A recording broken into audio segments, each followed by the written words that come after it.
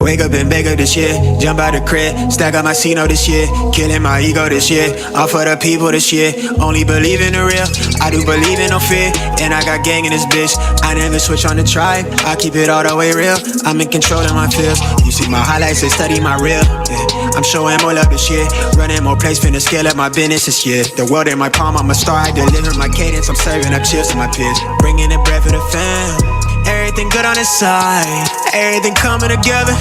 New whip, no leash, no key in it, they heat it. California on the plate, I'm out here playing for keeping. I pull up, she leaking, she want me for the weekend. My foot on the gas with the brakes, hate me or love me, you see me. Flex, yes, I got my foot on their neck. I'm out with a squad to the death, young nigga get to the checks. Flex, yes, got nothing to lose and something to prove. Young nigga come from the trench. Cuban links on my neck, tanking. Freeze, smoking on dope, that diesel. Freeze, running till I miss my season. Laid back, geeking, smoking on dope, that diesel. Young nigga gone off the deep end, running till I miss my season. I keep a stack of them blessings, I'm ballin', I'm play callin'. They chain on me matching my smile, you know that I stay saucin'. Wrist flooded, she drowning.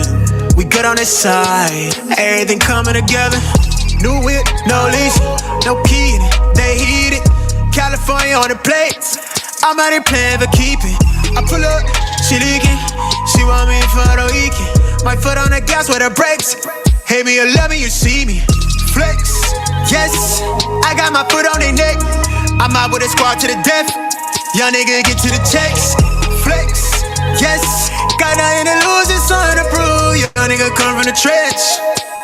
Cuban links on my neck, tanking. Freeze, smoking on dope, that diesel. Freeze, running till I miss my season. Laid back, geeking, smoking on dope, that diesel. Young nigga gone off the deep end, running till I miss my season. easy. Once we understand that it is through our five senses that these imprints are being made on our subconscious mind, we can then consciously begin to utilize our five senses to imprint something different.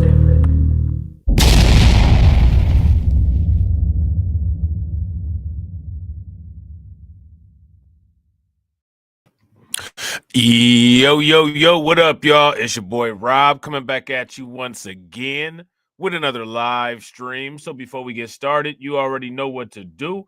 If you're not subscribed to the channel, make sure you hit the bell icon twice.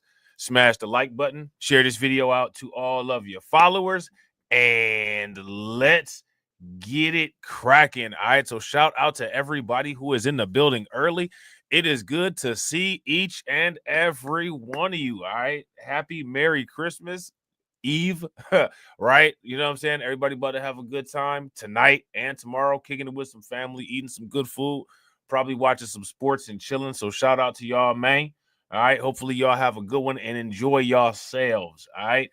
If you guys can hear me okay, please give me a thumbs up or radiation emoji in the chat. If you cannot hear me, please give me a thumbs down or an angry face. While you guys are doing that, I'm going to shout out everybody who is in the building early. All right. Shout out to my man, Lehman Lucas. What's good with it, bro? Shout out to Retro Gemini 99. What's good with it, bro? Shout out to my man, Carlton Way in the building. What's good with you, bro? We got Black Free Thinker in the house. Shout out to you. We got my man, Cameron Jones in the building. What's good with you, bro? My man, Carlton said, I'll be playing this song in my new Ferrari once the crypto hits for me. Let's go. Call! Right. Right, bro. This song right here, this song is going to be on 39, you know what I'm saying, in the new whip, flying down the freeway. You know what I'm saying?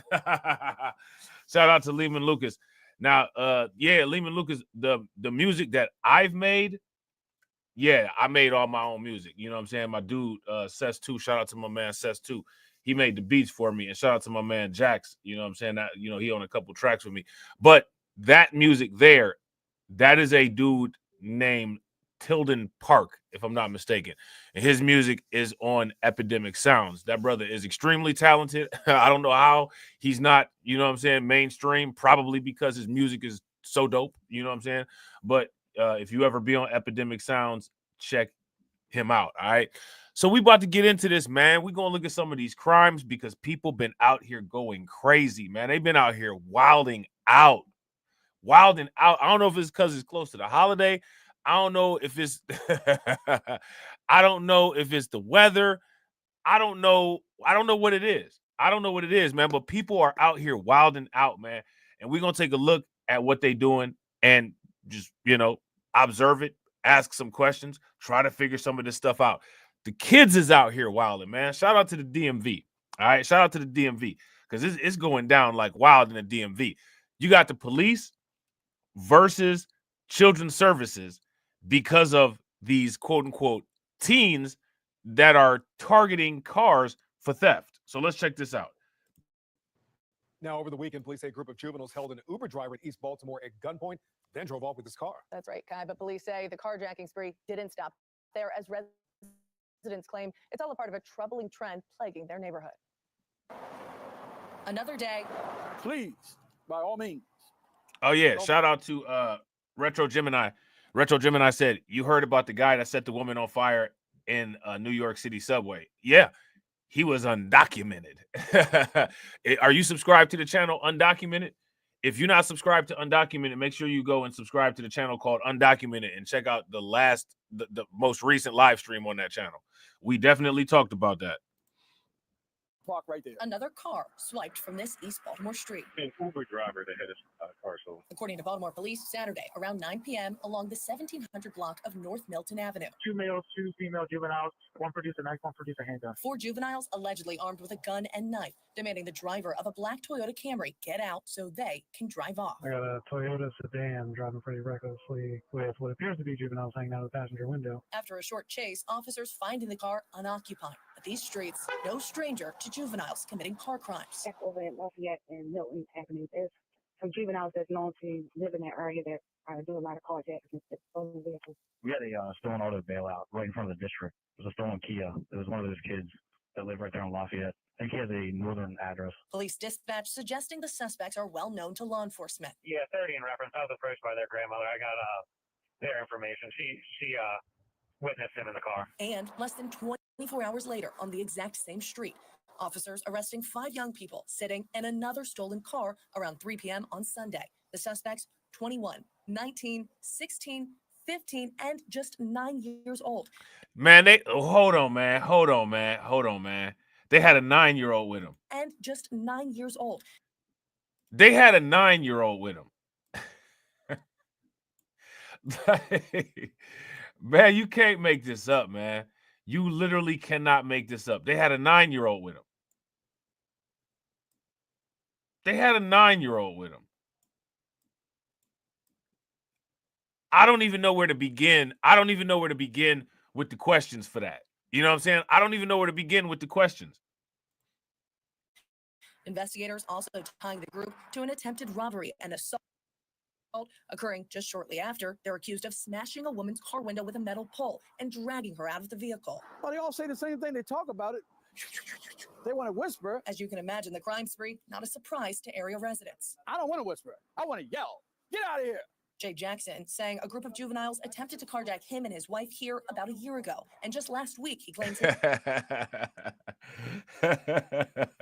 he said, I want to yell, get your ass out of here. I feel him, though. I feel him. Man, who wants to deal with this kind of nonsense? Yeah, I got to agree. Facts. Shout out to Lehman Lucas. His little ass should be in bed. Right. his sister's car window smashed and everything inside taken. What we're doing now, we're getting together as family. We literally come through here on a regular basis like we get paid for being security. BPD not saying if Sunday's 5 arrests are connected to Saturday's armed carjacking. It did say only the 9-year-old was released to his parents, a relief to residents who say it's the same kids committing the same crimes over and over again. So now you got to ask yourself the question. They said that it's the same kids committing the same crimes over and over again. How is this happening is my question for you guys. How is this occurring? You know what I'm saying? Let me know what you guys think. And shout out to everybody watching. I appreciate you guys. If you all haven't smashed the like button yet, please do me a favor. Take a moment, smash that like button. Also, if you guys haven't hit the bell, please take a moment, hit that bell. And also, please share the stream to your social media. Don't release them. Keep them. I'm Kai Jackson. Thank you for watching. Here's another video to watch. Also, please take a moment to subscribe to our channel. Yeah, there you go. You can do what he said. Do what he said. Minus, we're not going to watch that next video. We're going to watch this video right here. All right. Now, this video right here details the problem. This details the problem, right, that goes on as a result of these crimes. Shout out to Roots Trackers. What's good with the Roots Trackers? Good to see you as always. All right. So one issue here is that there is a clash between the police department and children's services over these minors, quote unquote, release. All right. Now, my question is, how do you guys feel about this? What do you guys think about this situation here? Baltimore Police Department is firing back at an accusation made by DJS Secretary Vincent Schiraldi last week. Schiraldi claimed BPD released confidential and inaccurate information concerning a juvenile carjacking. But Fox 45's Rebecca Pryor reports the department is now doubling down on its reporting. Yeah, in the fight against juvenile crime, a cohesive partnership between BPD and DJS is crucial. But in this case, they appear to be fighting each other. A disturbance at this North Baltimore gas station last Thursday, now at the center of a dispute between police and the Department of Juvenile Services. According to BPD, an 81-year-old woman was carjacked. Hours later, investigators spotting the stolen car less than a quarter. Man, hold on real quick, man. Wait, hold on. We gotta process this. They carjacked an 81-year-old woman. Somebody's grandma got carjacked. Let me ask you guys this question. Why did somebody carjack an 89-year-old woman? Why? Why would somebody do that? Let me know what y'all think. Mile away, reportedly inside 4 15-year-olds. Police saying they were transported to the Juvenile Justice Center, where DJS released them to their guardians. This, despite police arguing 3 of the teens are, quote, not strangers to law enforcement, with previous arrests for a handgun violation, aggravated assault, and burglary. A report of the incident released on BPD's social media pages, sparking outrage from the community. They're going to go home to their parents and get out and do it again. I don't even know what to say to that, man. That's really crazy.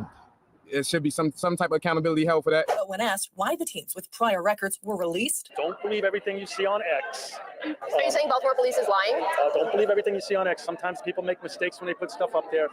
Baltimore police put something up a little while ago about a kid that they said had been released and had some priors. Yeah, I gotta agree. Shout out to Carlton. Carlton said they targeted the 81-year-old woman because she was a soft target. Yeah, I would agree. If you guys agree with Carlton, give me a thumbs up. If y'all disagree, give me a thumbs down. I believe on their part that they were referring to as actually deceased. So people really need to fact check. We shouldn't be discussing confidential information about children on X. DJS Secretary Vincent Schiraldi claiming BPD's report wasn't entirely accurate or appropriate for public consumption. A week later, in a statement to Fox 45, BPD responding to the accusation, simply saying, quote, BPD did not report inaccurate information on arrests. I feel like we're being gaslit. Community activist Arch McCowan calling the divide a distraction from the real issue at hand. It's a major source of frustration for all of us in the community to see the same kids that are coming back in here and committing violent crimes of opportunity like armed carjackings. According to BPD, last month, 19 juveniles were arrested for stealing cars and 5 arrested for carjackings. Today, Fox 45 pressing DJS on how. Now, let me ask you guys this question. We got to ask this question. Why are these juveniles doing this? Why are these young kids doing this? And let me ask you guys this question. If kids this young are in the street doing this kind of stuff, shout out to my man DJ Elmo. What's good with it, bro? If kids this young are in the street doing this stuff, what involvement do you think the parent should have as part of the quote-unquote punishment for the crimes? Let me know what you guys think. How those cases were handled, asking for those 24 juveniles, how many were detained, released, or put on ankle monitors. Fox 45 also asking how many of BPD's detention requests were denied, and can you point to specific examples of misinformation being reported by BPD? DJS declining to comment. Now, according to new DJS policies that went into effect on October 1st, any juvenile who's already wearing an ankle monitor from a prior offense who commits another violent crime must be detained. For the last week, Fox 45 has been asking DJS if any of the juveniles involved in that reported carjacking were already on ankle monitors, but DJS has refused to answer that question as well. In Baltimore City, Rebecca Pryor, Fox 45 News. All right, so there's that. All right, just wild, man. I'm telling you, we could just hit Baltimore and it will be content for days. It will be content for days. All right. We about to man, listen. I'm telling you, we could hold on. We could hit this up forever, man. We could hit this up forever. I'm telling you, this could go on all day long. All day long. You know what I'm saying? It's just wild. You start looking up this stuff and then you get distracted because there's so much other stuff. There's so much other stuff. Y'all are about to be in for a good treat today. Y'all are about to die laughing at some of this stuff, man. Yeah, y'all about to die laughing. So check this out, right? There was a fight, all right, at a high school in Alexandria. All right, you guys know Alexandria, right? Y'all know Alexandria from The Walking Dead. Right? Let's check this out real quick. Top it for, though, this video getting a whole lot of attention on social media right now. It is a series of fights that happened inside Alexandria City High School. It forced students to spend today as well as tomorrow learning from home. During the melee, a staffer was struck and also hurt. Man, the staffer got struck and just stayed there. Look, whoever that staffer got knocked out. Everybody mad at Fat Joe right now, but that staffer was forced to lean back. Everybody mad at Fat Joe right now, but that staffer was forced to lean back. Y'all see that? Top it for, though, this video getting a whole lot of attention on social media right now. It is a series of fights that happened inside Alexandria City High School. It forced students to spend today as well as tomorrow learning from home. During the melee, a staffer was struck and also hurt. Now check this out, right? I'm gonna throw this out there. I'm gonna see if y'all agree with me or if y'all disagree. They said that the kids gonna learn from home. If you ask me, the kids learning from home, that might be the problem in a lot of these kind of situations. If you guys would agree, give me a thumbs up. If y'all would disagree, then give me a thumbs down. Fox 5's Bob Barnard joining us live from outside that school with all the details. Wow, Bob. Yeah, Angie. Alexandria police tell us they made 2 arrests here yesterday, students charged with assault and battery. And school officials say because they heard there were supposed to be more fights on campus today and tomorrow, they closed both campuses of Alexandria City High School for the rest of the week. So now check this out. Because these kids are fighting, right? These bad kids are fighting. Because the bad kids are fighting, the school ends up getting closed down. The kids who aren't fighting, who are going to school doing what they're supposed to do, are not able to learn because the bad kids have made the environment so intolerable. And everybody, most people's parents, are still paying tax dollars for the school while the kids aren't able to go there. What do you guys think about that? Alexandria police are out in force today at both the main campus here on King Street and on Alexandria City High School's Minnie Howard satellite campus on West Braddock Road, even though there are no students at either campus today. Alexandria public school officials ordering high school students to stay home and learn from there these last 2 days before the Christmas break. The most unusual order following a series of fights on the King Street campus Wednesday, captured in this video and shared on social media. Oh my God! And nowadays, when it comes to this type of thing, when it comes to these fights and stuff like that, no one is going to come and help you. Literally, no one will come help you. You know what I'm saying? What's going to end up happening is that you're going to be on the internet and everybody's just going to sit there and watch. You're going to get posted onto their social media in their attempts to go viral, and you might end up, getting fatally beat. Hopefully that doesn't happen, right? But it's a good possibility that it could happen. At one point, an adult female security guard is seen lying motionless on a hallway floor. People now, the female security guard. There's a little item right there for the DEI people, right? The people that got a problem with the DEI. There goes the female bodyguard on the floor. The female security guard, she on the floor. On a hallway floor.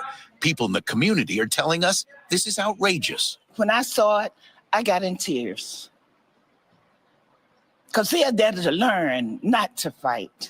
We've also heard from angry parents today and were sent an anonymous letter from a veteran ACHS teacher who shared their concerns with the school community, writing in part, "The hallways at King Street are absolutely out of control. At any given time of the day, you can find literally dozens of kids roaming the hallways. Kids are yelling, cursing, and horseplaying, causing commotion that disrupts learning in the classroom." She goes on to write, "Although making the last 2 days before winter break asynchronous is probably the right thing to do, it's an admission that the building is not safe, so we can't teach the kids. We have failed at our main purpose. It is embarrassing and demoralizing." It's only 2. That's crazy. That's crazy that a teacher put that out about the school. Now, how do they fix this is the problem. Where does the problem lie? How does this get addressed? What's going on here? Why is this like this? There has to be something, right? What's going on here? At our main purpose, it is embarrassing and demoralizing. It's only 2 days before break, so I guess they're trying to calm the waters before the new year, but just a shame. I know there's been a lot of talk that there have been some threats recently, and I know that there were threats reported. I don't think they were taken seriously, so we're disappointed. Troubles within this school community are not new. In May of 2022, an 18-year-old ACHS student was stabbed to death during a fight at a nearby shopping center. Months later, police arrested 3 students after a brawl on campus. And in March of last year, a 15-year-old was arrested for stabbing another student in the face.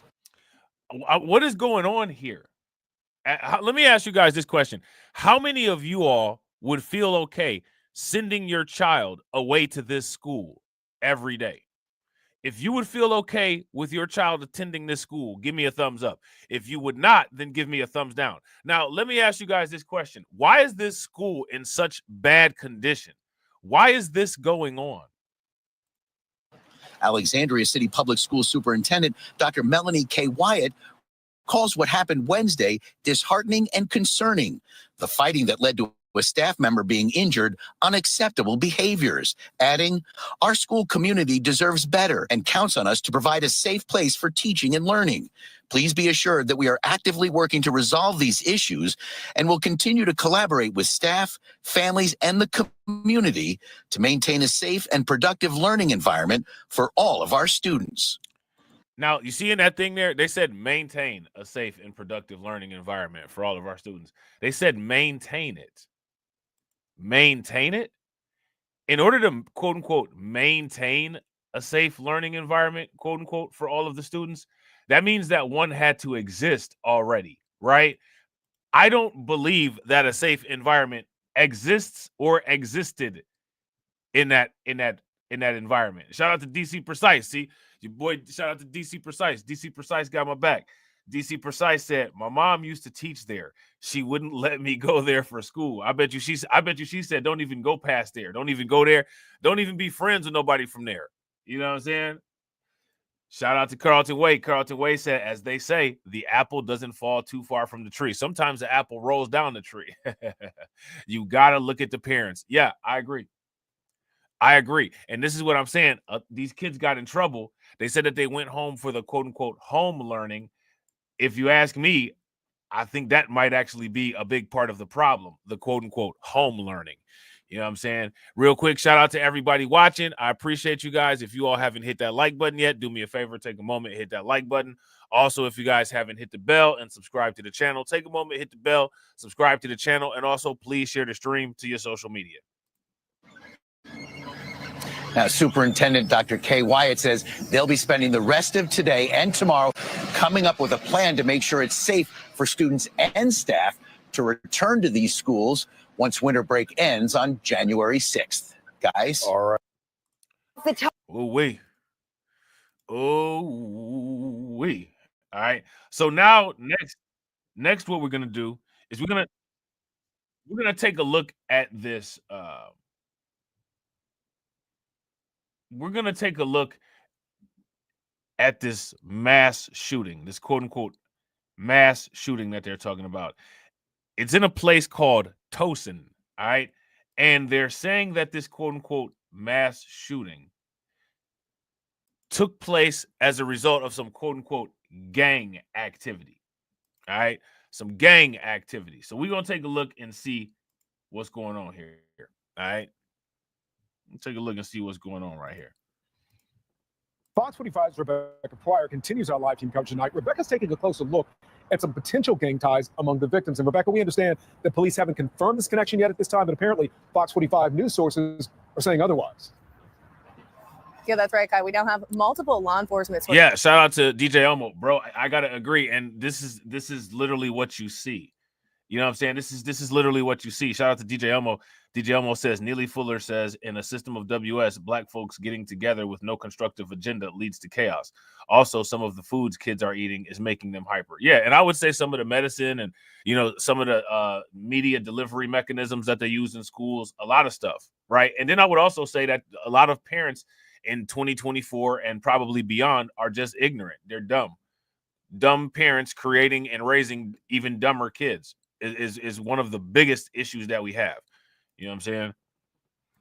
Sources close with Fox 45 that have confirmed at least one person involved in Tuesday's house and mass shooting is connected to an infamous street gang, and the possible ties don't stop there. It was in succession. The brazen mass shooting shaking Baltimore County to its core. And then it went boom, boom, boom, boom. Raising suspicions this wasn't a senseless act of violence, It's really shocking. but rather a calculated message. It just that value, human life, to perform and act like that. Right now, we haven't confirmed that it's gang related. We do know that there appears to be at least some rival individuals. Baltimore County Police not yet confirming or denying gang involvement. However, multiple law enforcement sources telling Fox 45 the deceased victim, 26-year-old Charles Graham, was a Crips member. So this individual here, quote unquote, Charles Graham, was a quote unquote Crips member. Now, let me ask you guys this question. Are these people, quote unquote, doing crime right? If you all would say that these people are doing, quote unquote, crime right, give me a thumbs up. If you would not say that they're doing crime right and you would say that they're doing crime wrong, then give me a thumbs down. His criminal history speaking for itself. Since the age of 18, Graham racking up a laundry list of gun, drug theft, and assault charges. Most recently, social media posts showing Graham posing with multiple firearms, leading police to make an arrest in 2020. Why do these dudes always self-snitch and put all this stuff on the internet? Do you guys notice it's always the same story with these clowns? Literally, it's the same story every single time with these popular clowns, because these are popular clowns. These are head of the class clowns. You know what I'm saying? I'm not trying to be funny, man, but these are the popular people that everyone like. You know what I'm saying? And then what ends up happening is when they get in trouble, then people want to distance themselves from these people. But these are the people that the people love. If you guys would agree, give me a thumbs up. If you guys would disagree, give me a thumbs down. Shout out to Carlton Way. Carlton says we don't have organized crime because we quote unquote can't organize. Now, if you guys agree with Carlton, give me a thumbs up. If you guys disagree with Carlton, give me a thumbs down. I'm going to say what, shout out to DJ Elmo, I'm going to say what Neely Fuller Jr. says. What does the evidence show? What does the evidence show? Let me know what the evidence shows. Where he spent a year behind bars for illegally possessing weapons. According to authorities, the mass shooting also connected to last week's Towson home invasion, in which 19-year-old Andrew Blessing was shot and killed while sleeping in his bed. Further, Jeez. Seriously? Seriously?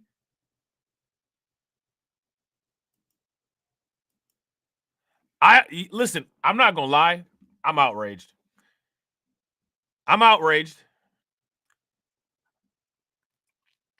How many of you all are outraged about that? I'm outraged. If you're outraged about that, give me a thumbs up. If you're not outraged about that, give me a thumbs down. I expect to see Twitter on fire as a result of this. Nonstop. Nonstop.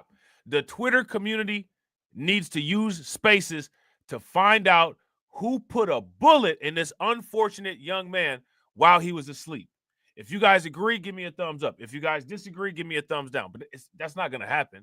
But it needs to. home invasion, in which 19-year-old Andrew Blessing was shot and killed while sleeping in his bed. Further, Why? Why? His last name was Blessing. You know what I'm saying?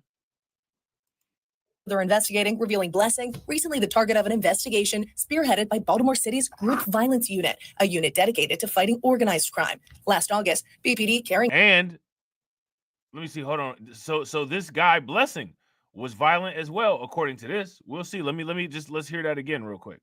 Andrew Blessing was shot and killed while sleeping in his bed. Further investigating, revealing Blessing, recently the target of an investigation spearheaded by Baltimore City's Group Violence Unit.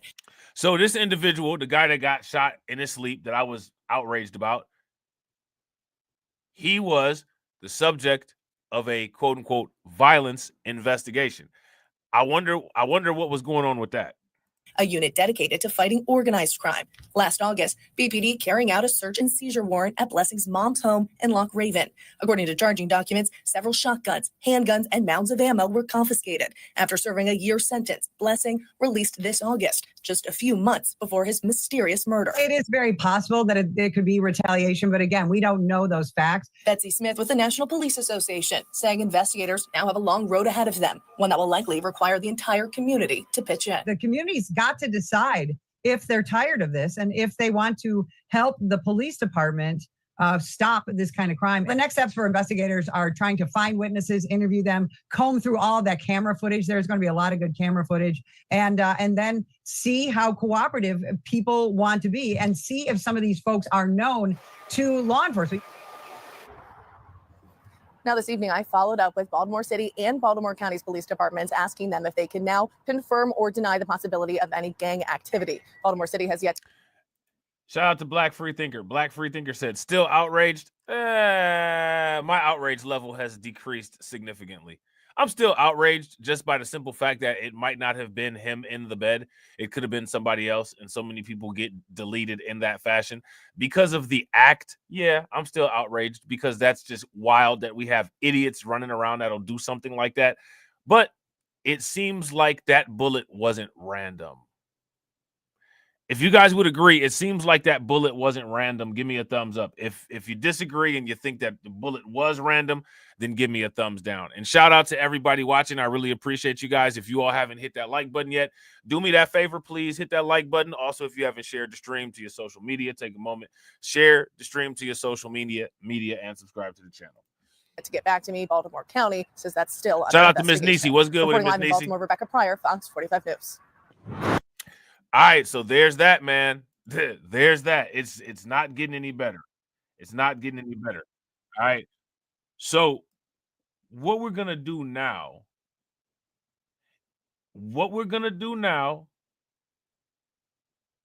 hold on real quick, is we're gonna take some looks at this. All right, we're gonna take some looks at this because it's just this. I don't know what to say, man. It's just ridiculous. Shout out to my man John Guillory. What's good with you, bro? Yeah, it's straight from where The Wire is from, bro. Shout out to DJ Elmo. DJ Elmo said it's just like a script from The Wire.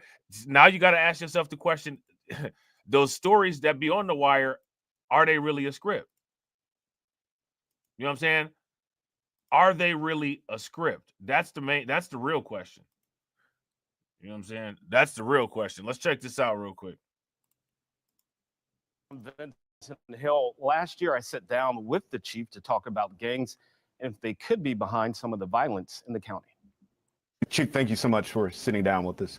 It was last May when then incoming Baltimore County Police Chief Robert McCullough sat down with Fox 45 to talk about crime and the idea of gangs. Do you think there's a gang culture here in this region? There's a way to define a gang. I think what we see in this region, you have these neighborhood crews. You have these kids who to grow up together, they're friends. At the time, the chief dismissing the idea, saying it wasn't an issue. I don't think that we have these formalized gangs like you have Crips, Bloods, these real criminal gangs. Fast forward to this past Tuesday. A mass shooting left one man dead and 8 others shot. The motive behind the shooting? Right now, we haven't confirmed that it's gang related. We do know that there appears to be at least some rival individuals in this case. Police still not wanting to call the violence gang related. Well, it is very possible that it could be retaliation. However, National Police Association. Now, let me ask you guys this question. Why do you all think that they are so opposed to quote unquote calling this gang violence? I want to ask y'all this. Do you all think that this is gang violence? If you guys think that this is gang violence, give me a thumbs up. If you don't, then give me a thumbs down. Association President Betsy Smith says it very well could be. Sources close to the investigation tell Fox 45 the man killed, 26-year-old Charles Graham Jr., was a known member of the Crips. Graham even claiming to be a member on his Instagram account. Somehow they may have known. Again, do you guys see what I'm saying? This is what I'm saying. Why is this on social media? Look at the popularity. This individual has he has 666 followers, ironically, right? 666, following 1,257 people, probably checking in on his ops, 34 posts. Got a YouTube channel right there. All over social media. These people are attention hogs. They can't stay out of the limelight. You know what I'm saying? Instagram account. Somehow they may have known the individual Blessing. The mass shooting happening on the same day as the funeral of Andrew Blessing, another alleged gang member killed the week before inside his house. My mom. So now they saying that this dude, Andrew Blessing, quote unquote, was a quote unquote alleged gang member. Right? So that's the dude that I was outraged for about 2.5 seconds until the story continued. Right? And now we know, maybe, right? There's a good possibility, a high possibility, that bullet wasn't random. I was awake, and she heard a very loud noises, and she said it was terrible, loud. Charging documents show Blessing was the target of an organized crime investigation. And we're working to try to,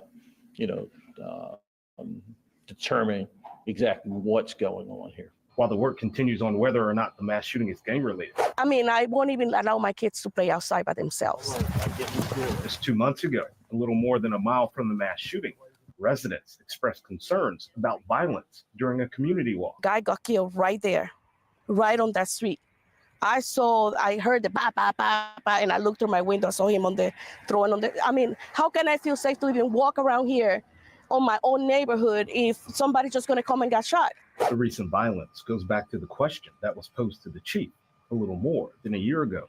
But you have these neighborhood crews that make up these small criminal youth groups.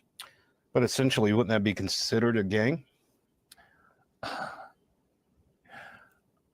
I mean, we like to go into this definition. I mean, I think of a gang in a more organized role or organized purpose. I disagree with that. How many if you guys agree, this dude said that he believes that gangs are more organized and have a more organized purpose. Psh, yeah, right. If you guys agree with that, give me a thumbs up. If you guys disagree, give me a thumbs down. Now, some gangs might be organized and might have an organized purpose, but not gangs committing those type of crimes. You can kind of profile the type of crimes that particular gangs commit. Would you guys agree? If you guys would agree, give me a thumbs up. If you guys would disagree, give me a thumbs down. And one of the new directions that Crimecast is going to go in is we're going to break down the profile of particular crimes, particular suspects, and particular gangs, and ask questions about them, because certain stuff just don't make no damn sense, does it? Shout out to Deneen. What's good with it, Deneen? I'm Kai Jackson. Thank you for watching. Here's another video to watch. You're welcome, Kai. Thank you for the video. You know what I'm saying? So let's actually listen here. All right, we're going to take a listen to what this police chief has to say about this particular situation here. All right. And then we're going to look at some other stuff. Like I said, man, we got a good show today because there's all kind of insanity going on. And it's just in time for the holidays. Just in time for the holidays. We got this bad boy up 24 hours before the holiday. Let's go. One's deceased. 9 were transported to the hospital. Right now, our homicide and our Criminal Investigations Bureau are investigating this incident. It appears to be a mass shooting incident. We have multiple persons that are shot. Right now, we're determining the circumstances and the conditions in this case. With me this evening, we have to my right, the administrative officer, DeAndrea Walker. Behind me, I have County Executive Johnny Yashewski. To my left, Fire Chief Joe Dixon and Councilman Ertel. Chief Dixon will speak next in reference to the fire response. In terms of the police department, we are asking that anyone that might have information about this incident to contact Baltimore County Police at 410-887-4636. That's 410-887-4636. That 4636 is info, and that information goes right to our info center. Next will be Chief Dixon. Good evening. As stated, Joe Dixon, Chief of Baltimore County Fire Department. Thank you, Chief. Approximately the same time, hour 7:15, Baltimore County Fire Department was alerted of a fire in the area of Johnson Funeral Home. Responded to the scene. First units on the scene mitigated the fire, and of course, now we have victims on the scene, and they render treatment as appropriate. So we're proud of our responders. We're proud of our partnership in public safety with Baltimore County and keeping our community safe. Thank you. Next, we'll have our County Executive, Johnny Yashewski. Good evening, all. I first want to just thank the men and women of both the Baltimore County Fire and Police Departments for the incredible work they do day in and day out. Their response here is no different.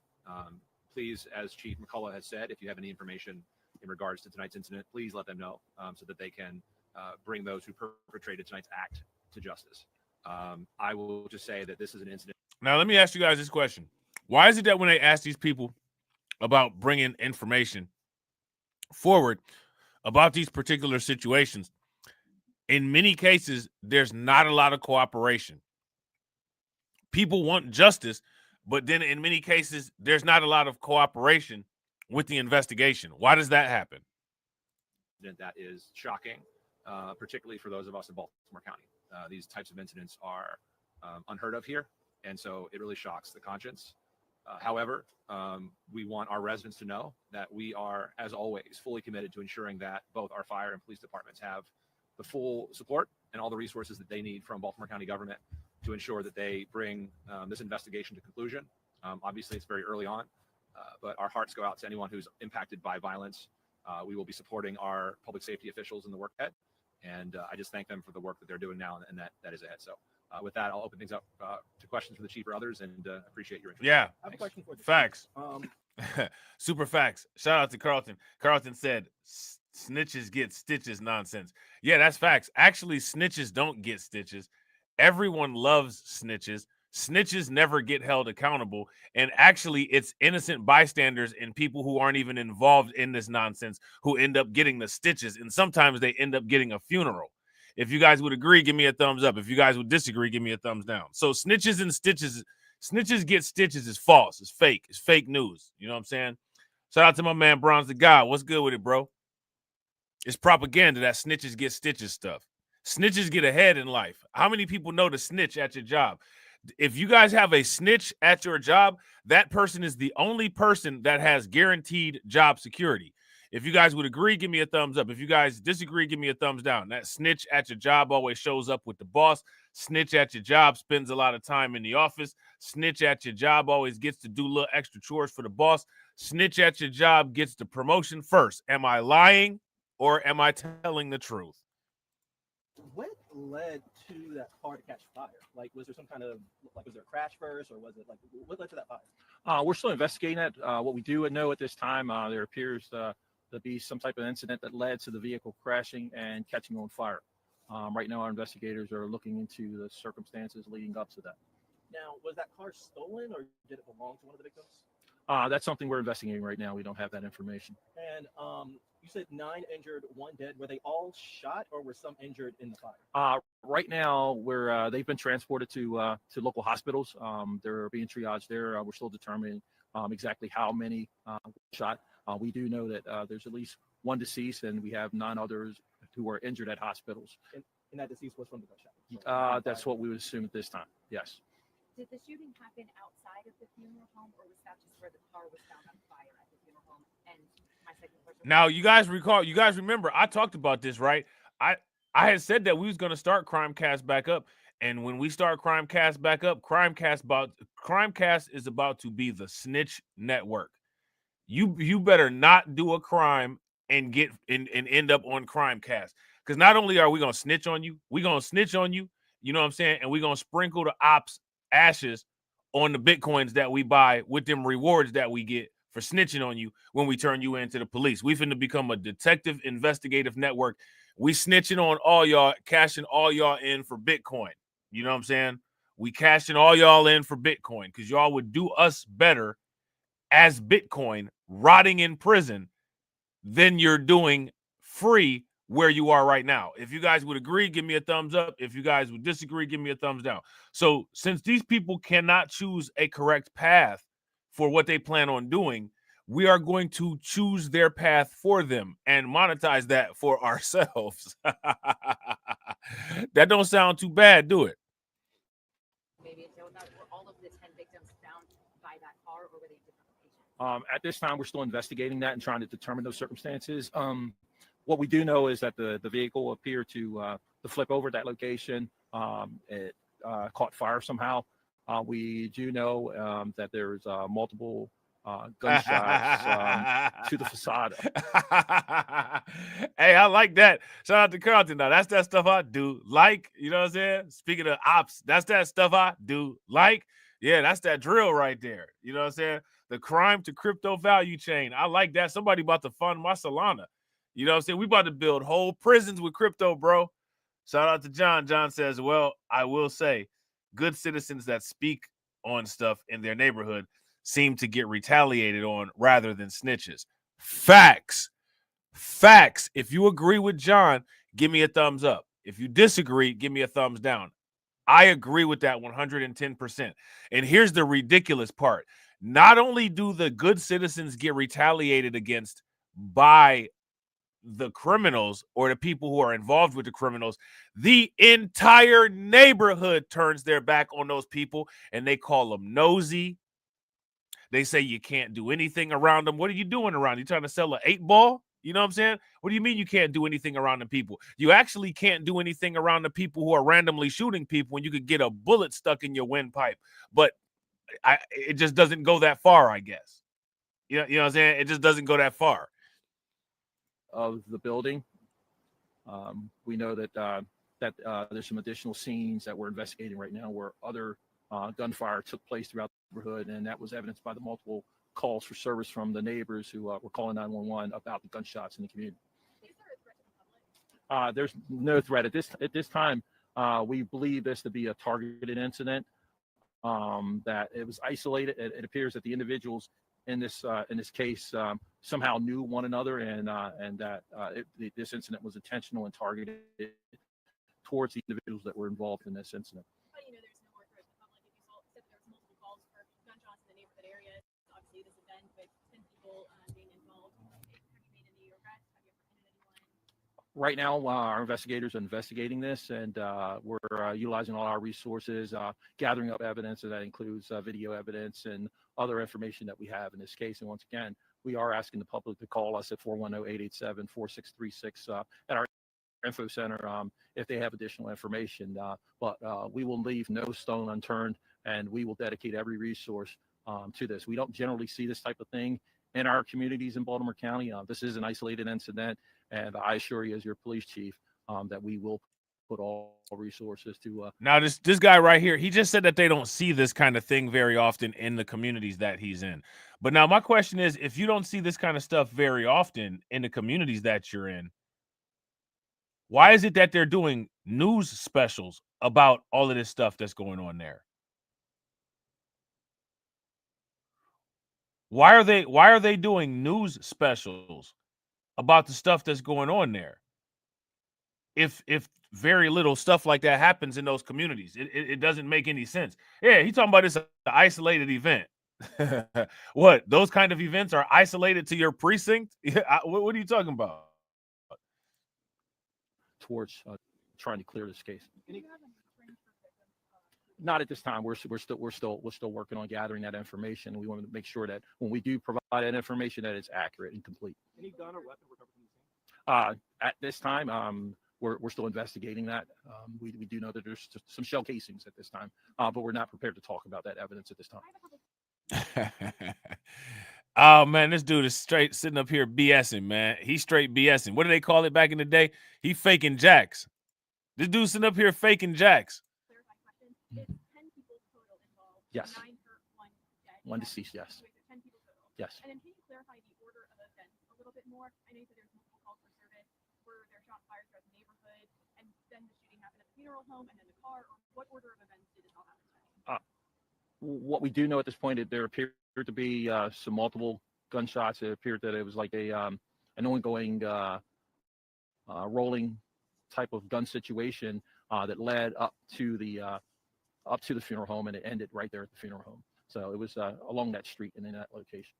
So were there more than one shooter? We don't know that at this time. We're still investigating that, getting all the information we can. It's still early in our. What do they know?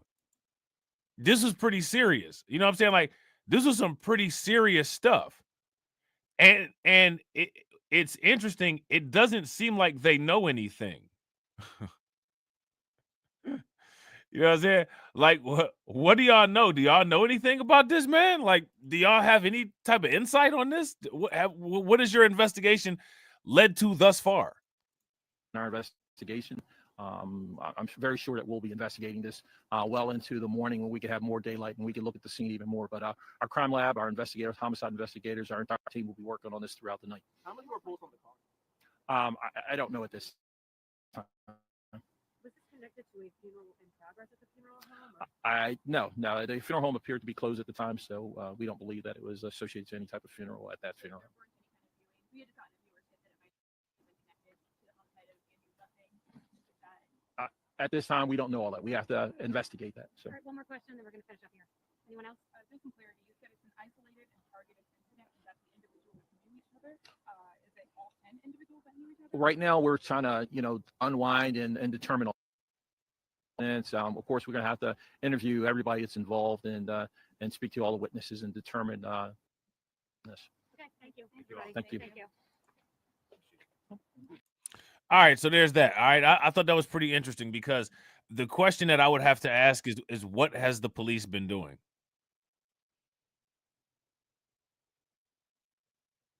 You know what I'm saying? What have the police been doing? All right, so next we're about to this is just ridiculous. Next we're about to take a look at this. All right, I'm gonna just run it. All I gotta say is that I'm happy that I don't live in this area. It's bad enough where I live at, but I'm glad I don't live here. You know what I'm saying? I'm glad I don't live here. And let me ask you guys this question. Don't you guys find it weird? It's weird, right? People identify and pride themselves in the place where they live at based on how shabby and crime-ridden it is. Have you all ever noticed that? Again, shout out to my man Carlton. I listen when I hear people say that kind of stuff, and I'm like, yo, that's a strange flex. That's a strange flex. You got it, though. Like, that's a broke arm flex, but you got it, though. Go ahead. Back at how this all unfolded around 7:15 last night. Police received multiple calls over shots fired near Lockraven Boulevard. When officers arrived, they found a car that crashed into the Johnson Fosbury Funeral Home and burst into flames. One of the victims was pronounced dead at the scene, 8 others suffering gunshot wounds, and 1 additional victim hurt without being shot. Many of the victims. I mean, you got to ask yourself the question. They was driving out of control. The car was so doggone out of control. They drove into a parked funeral home. You know what I'm saying? Literally nobody's moving at a funeral home. They drove into that. And then the car just couldn't handle them no more. So the car just said, I can't even deal with y'all no more. And the car just blew up. Really? Back at how this all unfolded around 7:15 last night. Police received multiple calls over shots fired near Lockraven Boulevard. When officers arrived, they found a car that crashed into the Johnson Fosbury Funeral Home and burst into flames. One of the victims was pronounced dead at the scene, 8 others suffering gunshot wounds, and 1 additional victim hurt without being shot. Many of the victims are young people. Police are looking for the suspects in the case, but they don't believe this was a random act. We do not believe this was a random act of violence. While the individual or individuals responsible have not been apprehended yet, we remain vigilant and additional resources have been deployed. We have live team coverage this afternoon. Fox 45's Keith Daniels and Maxine Stryker have reaction from the community and updates on the victims. Let's begin with Fox. Now, let me ask you guys this question about that police officer that they keep showing. I guess that guy is like the chief, or, he's like the supervisor or superintendent or the head guy in charge or whatever, right? Let me ask you guys this question. Where do you all think he stands on the quote-unquote migrant crime?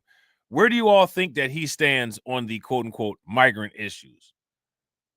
Let me know what you guys think. And shout out to Carlton.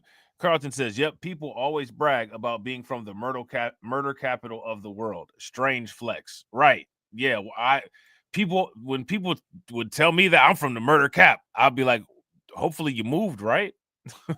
And then they just kind of look at me like I'm crazy. And then I just kind of look at them like they're crazy. And then it's just an awkward silence. You know what I'm saying? 25's Jessica Babb. She joins us live from Towson with what we're learning about this mass shooting last night. Jessica? So we've learned that 5 of the 10 victims were minors, 1 as young as 14 years old. And in the last half hour, we've actually seen some. How many Twitter spaces you think could go on about this, addressing this today? Minors. Look at the kids. We care about the kids. We love the kids like Trick Daddy, right? Trick love the kids. Why so many minors deleted in this particular situation right here? Several Baltimore County police officers driving through this neighborhood. But I want to show you what we're looking at with the scene right now. If you pan up, you can see some of the burn marks that are still on the building, and you can even see where the car ran over and knocked over this railing. And now, while police don't know the circumstances and are still investigating what led up to this mass shooting right now. Now, here's my question. What made these people do this? What made these individuals do this? What was the driving, guiding force, besides possibly the voices associated with schizophrenia, that drove these individuals to drive this vehicle into this funeral home? What forced them to do that?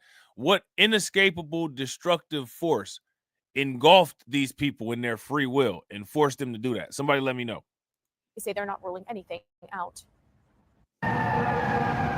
With police lighting up Loncraven Boulevard in Towson Tuesday night, this was the massive response to the Johnson Fostering Funeral Home, the scene of a mass shooting where 9 people were hurt and 1 person was killed.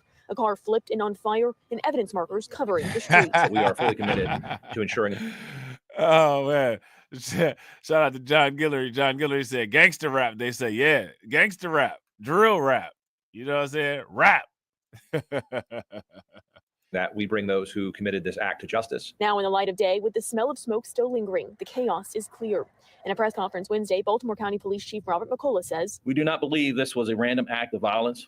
While the individual or individuals responsible have not been apprehended yet, we remain vigilant and additional resources have been deployed. this surveillance video from a nearby business shows the moment it happened around 7 p.m., starting in a neighborhood. This car barreling into the side of a funeral home, a bright ball of fire erupting. The car ending up flipped on its side. And what? Man, what was going on here?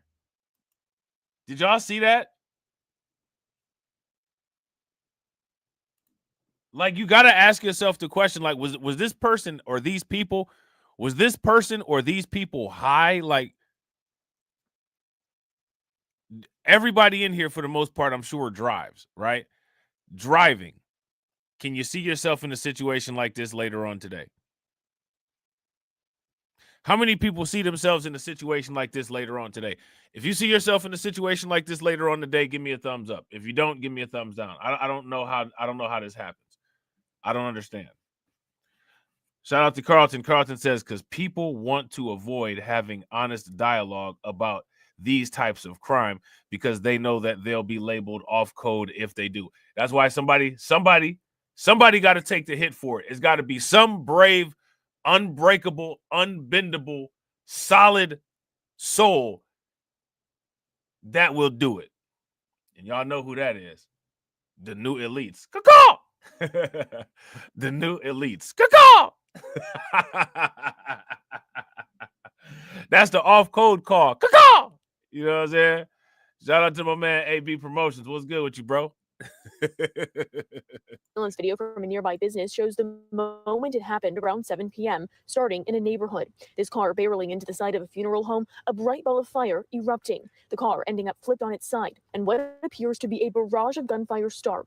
You can see the quick flashes, sparks that appear to be bullets flying. And then they shooting. What? Then they're shooting after the car ran into the building and blew up. Shout out to Black Spider. What's good with the Black Spider? So then they after all of that, then there was bullets coming after the car. Like, this is too much. It's too much for me. On 7 p.m., starting in a neighborhood. This car barreling into the side of a funeral home, a bright ball of fire erupting. The car ending up flipped on its side, and what appears to be a barrage of gunfire start. You can see the quick flashes, sparks that appear to be bullets flying. In this video, we can count 3 people who then quickly get in a second car and drive away, only to come back moments later, appearing to fire more shots. At this time, detectives believe that all 10 individuals were inside the vehicle at the time of the shooting and the subsequent crash. Police say when they got to the scene, they found 26-year-old Charles Graham Jr. by the car. Police say he was killed. They say 9 others were found outside the vehicle. 8 of them were shot. Police say those involved were between 14 and 27 years old. 14 and 27 years old, man. Let me ask you guys this question. What do y'all think about that age range? Why are there 14-year-olds involved in this? First and foremost, why is there anyone involved in this? Why is anyone at all involved in this? But why is a 14-year-old involved in this? 14 through 17-year-olds, why are they involved in that? Yeah, I got to agree. Shout out to John Guillory. John Guillory says this looks like a war zone. Yeah, looks like a war zone. Looks like a freaking war zone. If you guys would agree with John, give me a thumbs up. If y'all would disagree, give me a thumbs down. Why does it look like this? Let me ask you guys this question. Do the policies and the politicians that people vote for have anything to do with this squalorous environment? Let me know what you guys think. Well, it's not clear how many suspects they're looking for, and police won't say who they're looking for. Right now, we haven't confirmed that it's gang related.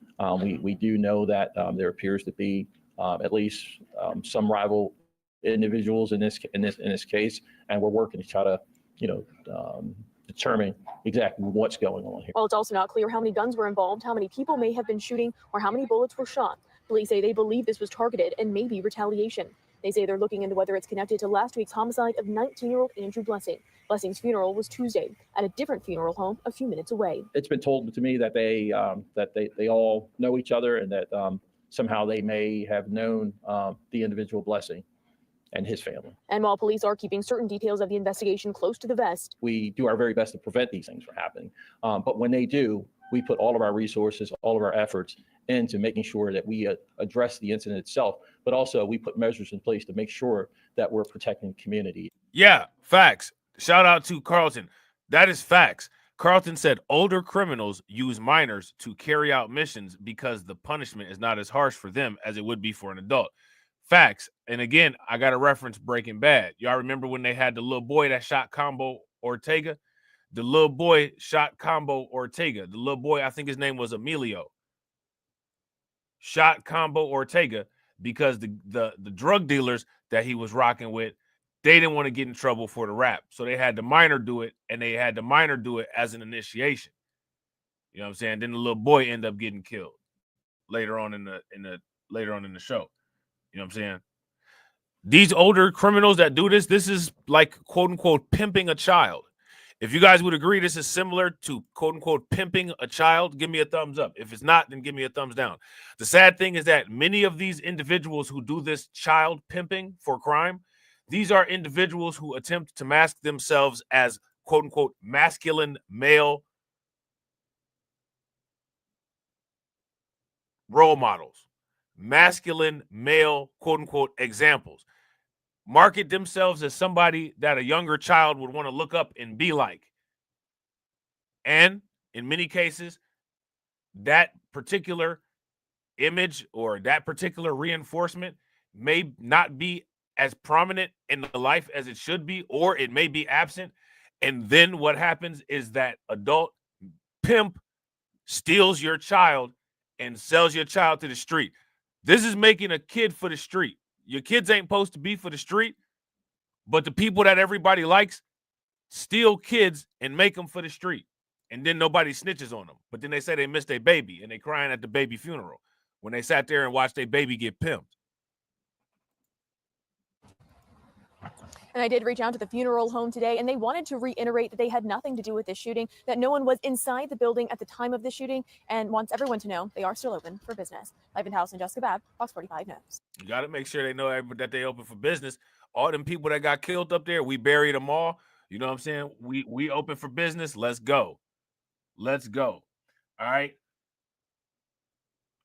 Now we got to talk about some craziness, right? And there might be some repeats of some clips that we saw earlier.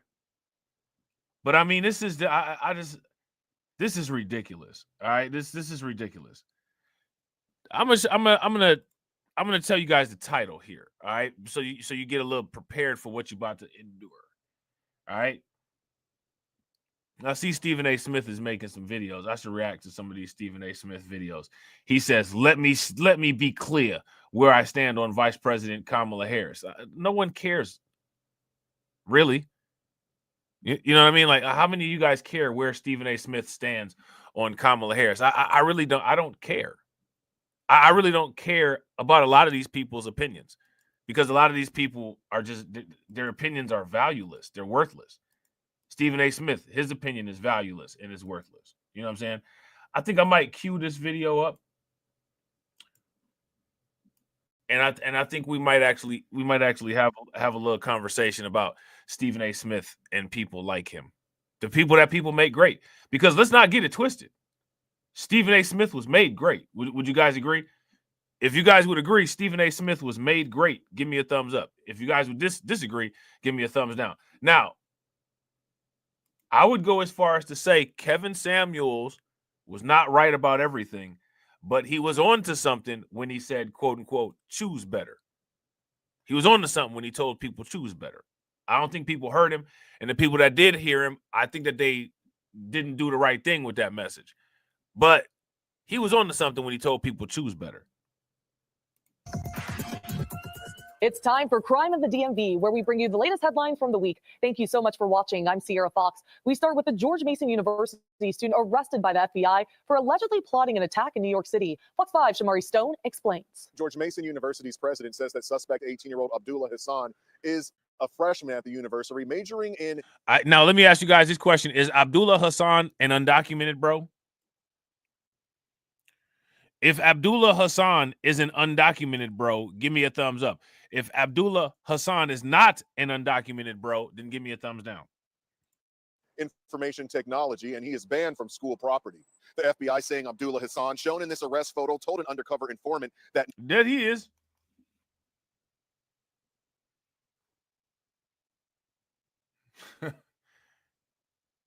He looked a little bit like Johnny Somali.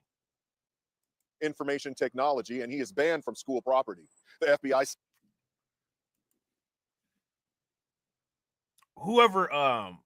Who's heard that song? I think it's called Black Mask. I think it's called Black Mask. It's with Jay Peso and Pop Smoke. Rest in peace to Pop Smoke. You know what I'm saying? This dude right here kind of look like Jay Peso. How many people, if you know who Jay Peso is, let me know. He looked like Jay Peso.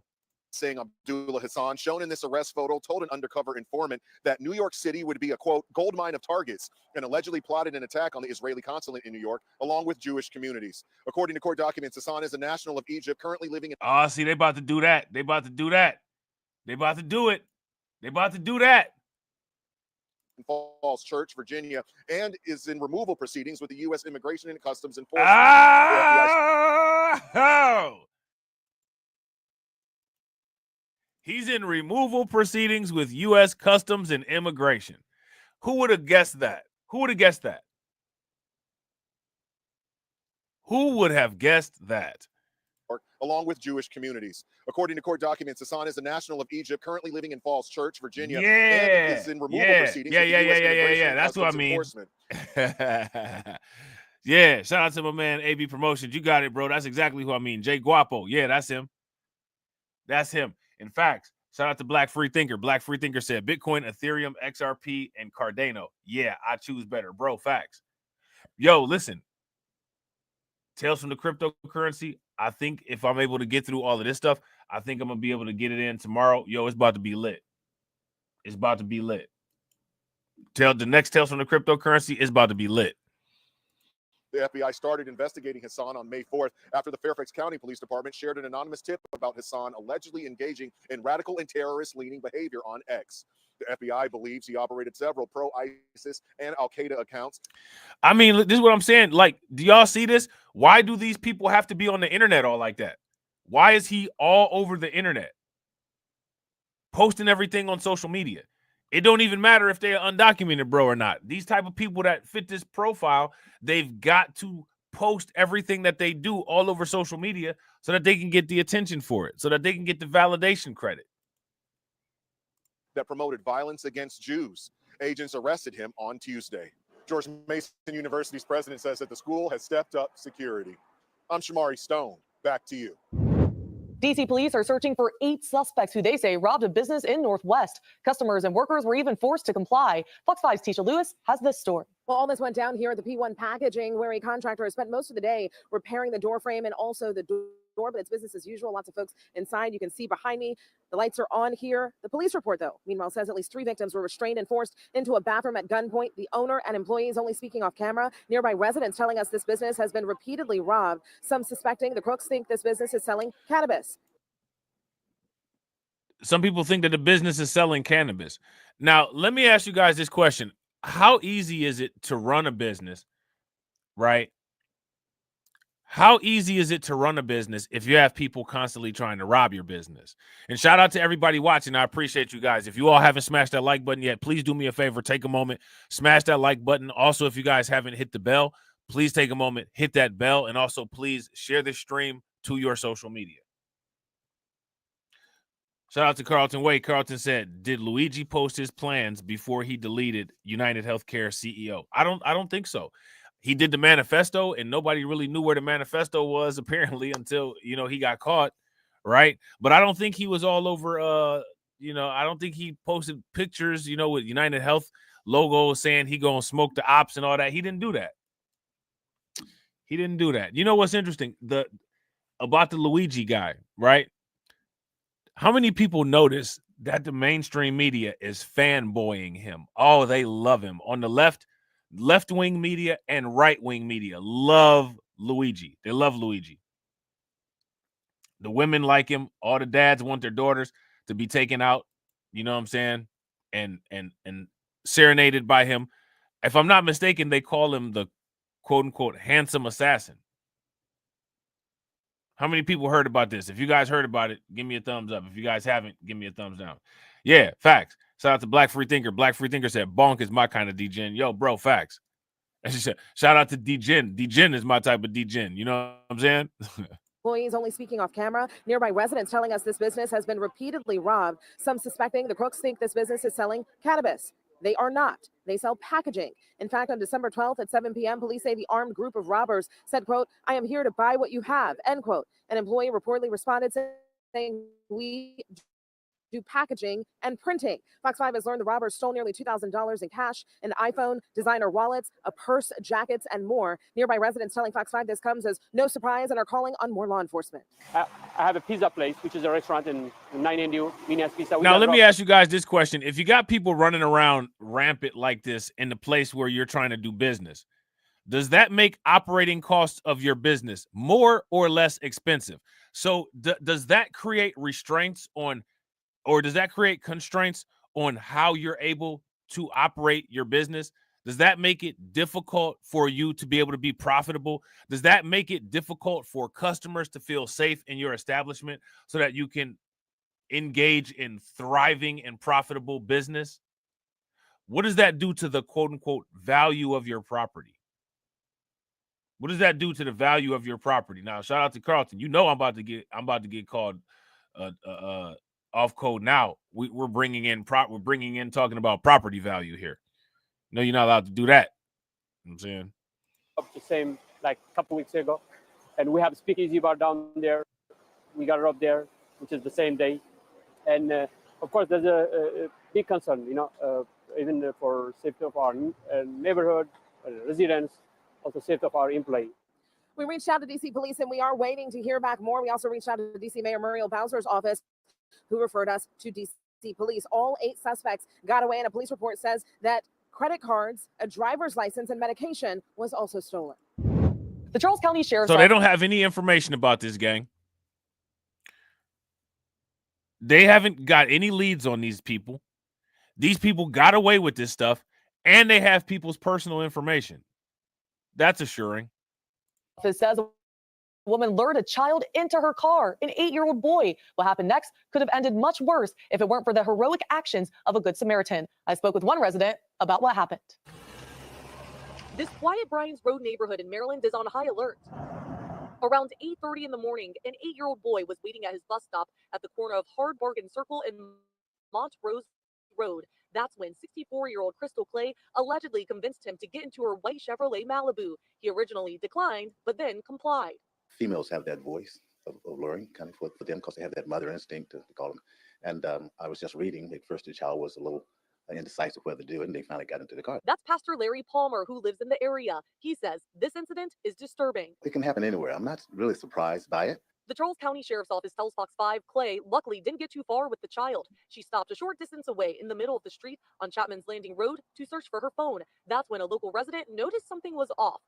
The woman approached the car, and after seeing the boy crying, she asked if he was okay. He replied saying he was not and needed help. She immediately dialed 911, and deputies arrived within minutes. The child, unharmed but shaken, was reunited with his parents. Clay was arrested on scene and is now facing a felony charge for child abduction. My first thoughts was that she was probably somewhat deranged, a little have to be to abduct a child. But like anyone else, you pray for them and hope that this becomes a wake-up call for her and for the parents as well. Officials are asking moms and dads to have regular conversations with their sons and daughters about safety. Remind them to never get in a car with a stranger. I'm sure it's probably giving that little child nightmares at night and probably be scared to go to school for the next coming days. But I pray for them all. DC Councilman Trayon White is one step closer to getting removed from his position. He's fighting a federal bribery charge. Now, his fellow lawmakers are making moves to expel the Ward 8 representative. Fox 5's Tom Fitzgerald has the latest.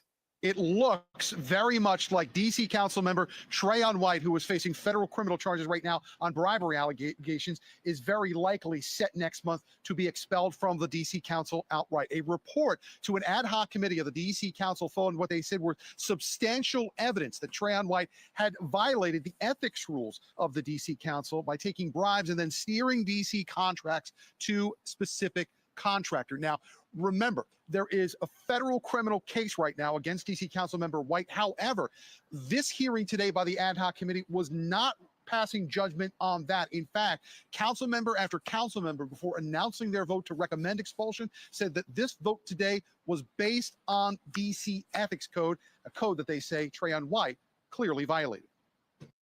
The report's finding of substantial evidence of bribery is an egregious violation of our public trust. We can't continue as though nothing has happened and make those necessary steps while Councilmember Trayon White remains a member of this body. Let me ask you guys this question, and shout out to Lunch and shout out to Dwayne. What's good with y'all? What's up with these politicians, man? Do you guys notice a pattern when it comes to all of these politicians, from Brandon Johnson to Eric Adams to this guy here, Tiffany Henyard? What's going on here? What's going on here? What do you guys notice? Do you guys notice a pattern? Let me know about the pattern if you notice. There's only one path forward, and I support the motion for expulsion. Now, for his part, Councilmember White decided not to address this ad hoc committee today. However, before they met, he did speak with reporters. He stressed in his view his innocence and also pointed out that he just won re-election last month. A lot of his supporters were in the chamber today and said they were angry that Ward 8 constituents were not allowed to speak up in his defense. Just last month, over 20,000 people in Ward 8 decided that they wanted me to be their council member. So we're sticking to that. They talk about their responsibility to the public. They have an overall duty to make sure that the Ward 8 residents' voices are heard. Councilmember White's trial on these federal charges isn't expected to begin until 2026. It is theoretically possible that he could be expelled from the council, but yet still run in the special election to fill the Ward 8 seat. The adult sister of a 5-year-old girl who DC police say was shot and seriously wounded by her 3-year-old brother is facing a number of gun charges tonight. The shooting happened. Yeah, you heard that right. How many people heard that? If you guys, whoa, let's stop for a second. Did you guys hear that? Yeah. That's crazy. That's crazy. That's a little bit too much.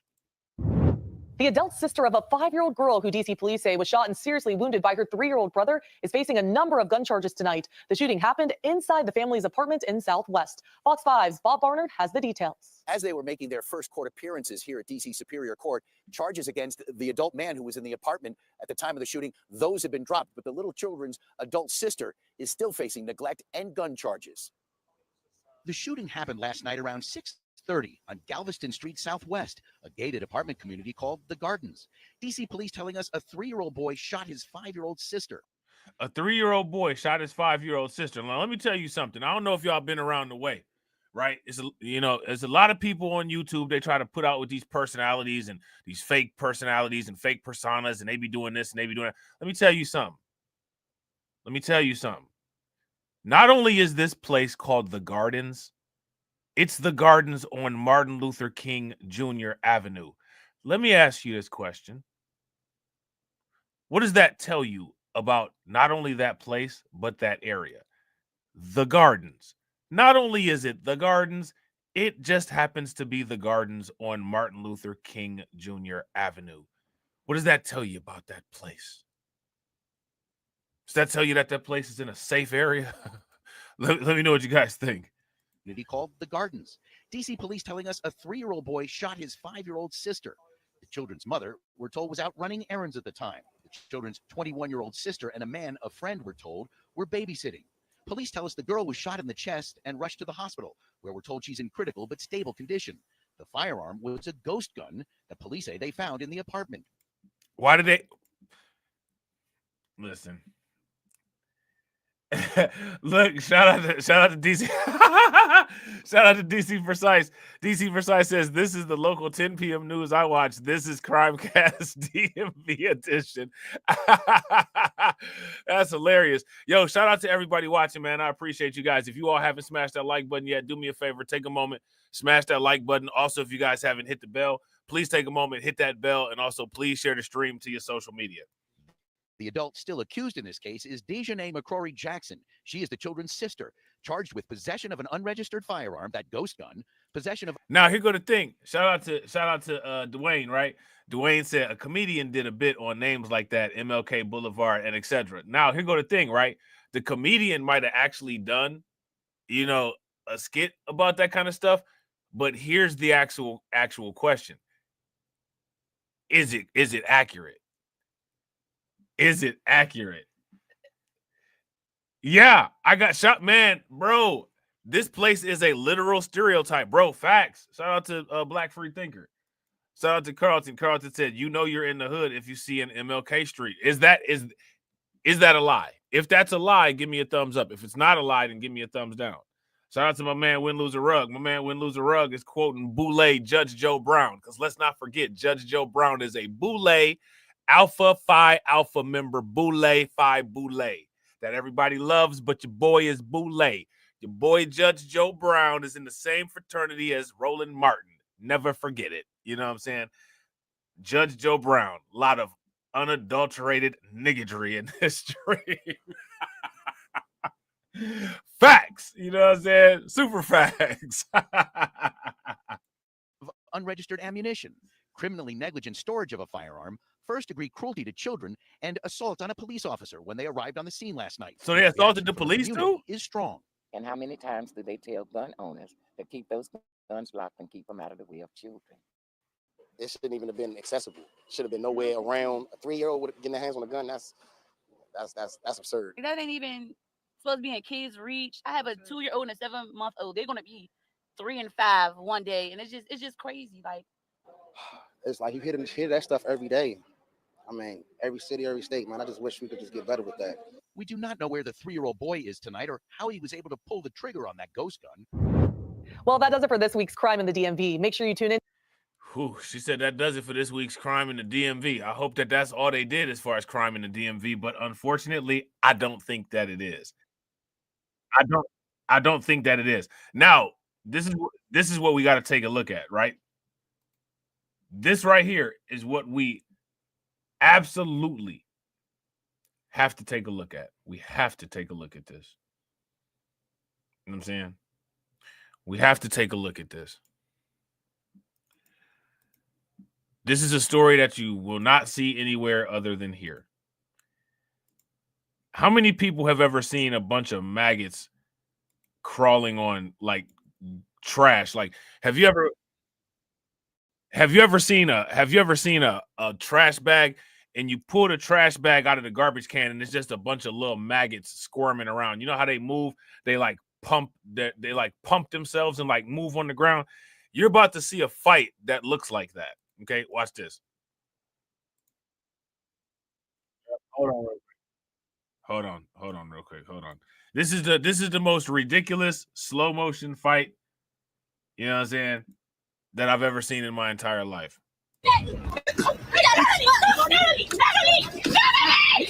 Holiday violence hits the Citadel. A full-blown brawl breaks out between a group of women in the... This is the fight of the women with the square butts. This is a L7 female fight. Do you see all the right angles on those asses? Those are some sharp booties that you could poke your eyes out on the pockets with. Now, you know, those women might not be the best, right? You know what I'm saying, to look at. But let me tell you something, though. Those be them heavy-handed people. Those be them heavy-handed people. Them be the ones that'll sleep you real quick. They'll sleep you real quick. You know what I'm saying? You see, and did you see how they all coordinated? They big asses all coordinated and got tired at the same time. So they all took a little 20-second timeout, and then they was walking around and then immediately start fighting again. Like, how you so lazy that you lazy and coordinated during a fight on opposite sides? You know they're not doing anything but pressing a button on the microwave when it comes to making food at home. But anyway.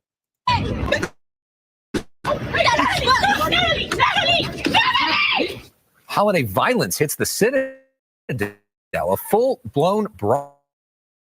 Fox 11 News at 10. I'm Alex Michelson. Thanks so much for being with us. Lazy. Those is the flat box backs. Those is the box. Shout out shout out to Dwayne Rose. Yo, those are the box backs.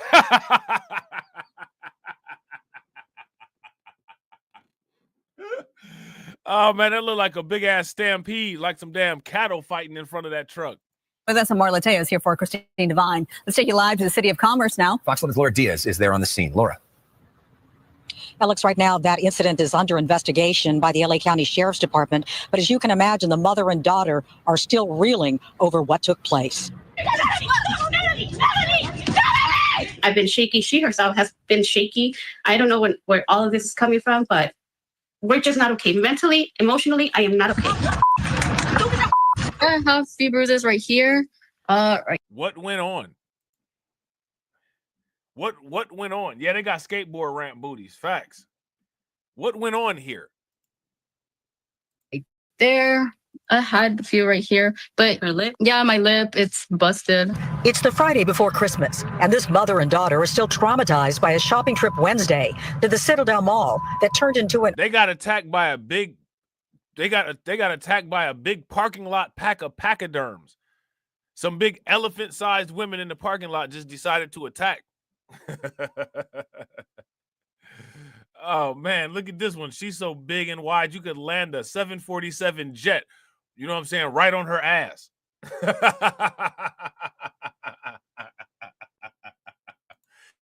An all-out melee.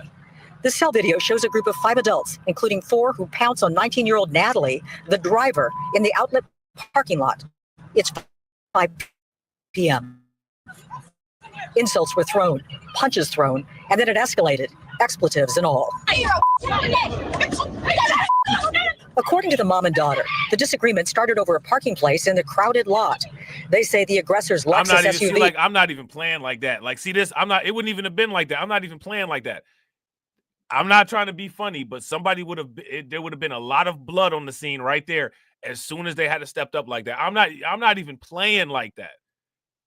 You should already assume that there's something wrong with me when I'm not responding to you verbally as you're bucking up and moving close. I'm not doing all this. I'm not doing all this at all. It's going to be a big puddle, you know what I'm saying? And if there's more people there, then you might start hearing some loud. I'm not doing all this. I'm not doing all this. You know what I'm saying? He was idling with the door open, blocking an open parking spot during the busy holiday shopping season. They waited and waited and then honked. I honked, and for them to close the door, she finally did. The shutting of the door was very aggressive. Then after that, my daughter went out of the car. They threw a drink at her, and everyone came out of the car and started attacking my daughter. 5 people against my daughter. But to make matters even worse, Patricia Koopa and daughter Natalie say the group took mom's purse with her ID, $3,000 cash. That was money for rent and presents.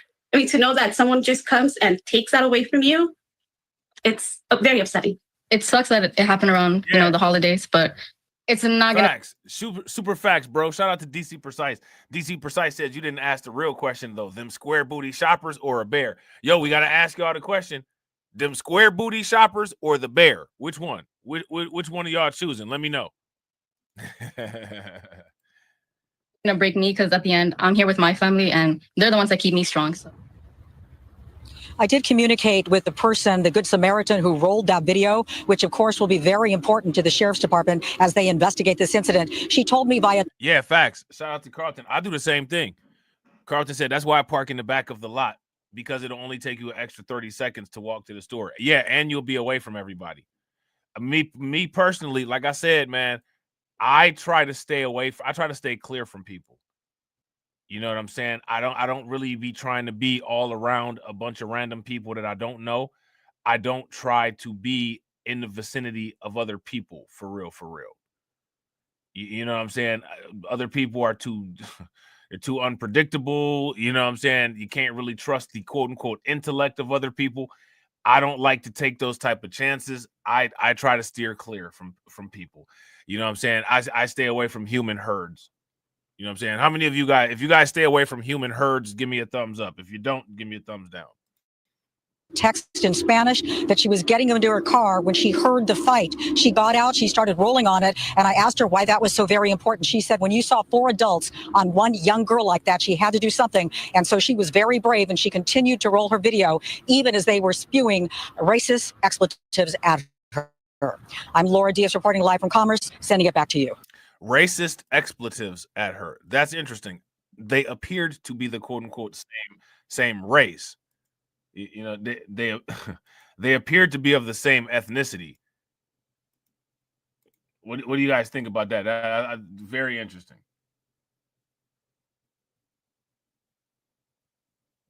What?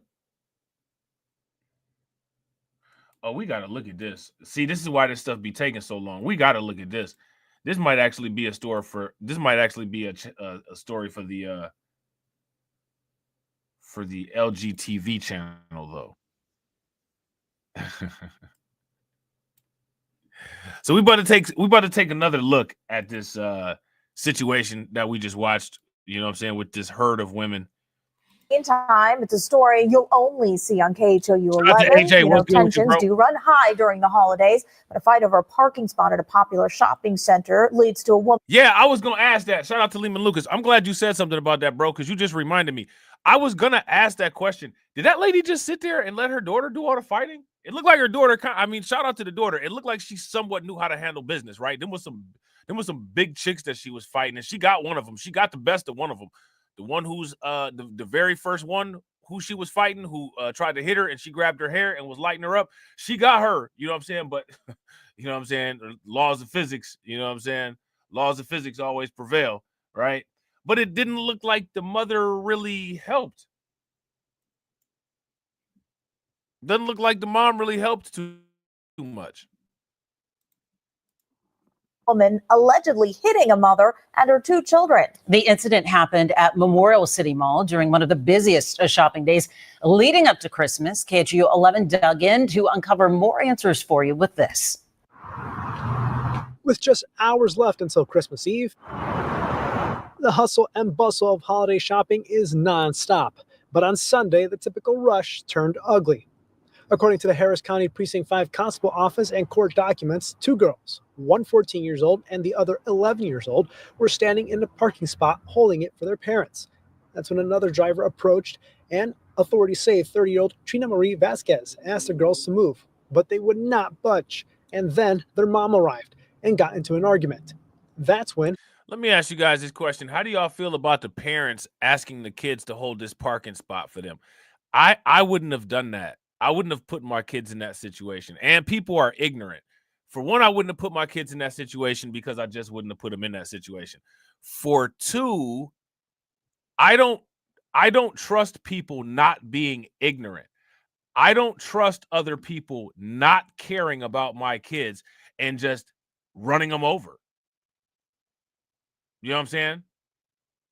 So, yeah, I definitely would not have put my kids in that situation. I wouldn't have done that. You know what I'm saying? Let me know what you guys think. Let me know what you guys would have done. Police say Vasquez got physical with the girls and their mom. And it's alleged that one complainant was grabbed by the hair and hit. It's alleged that the mom got hit as well. And it's alleged that the other complainant, who was 11, allegedly got pushed to the ground. 2 men, believed to be the women's significant others, stepped in. Oh man, look! Shout out to Lunch.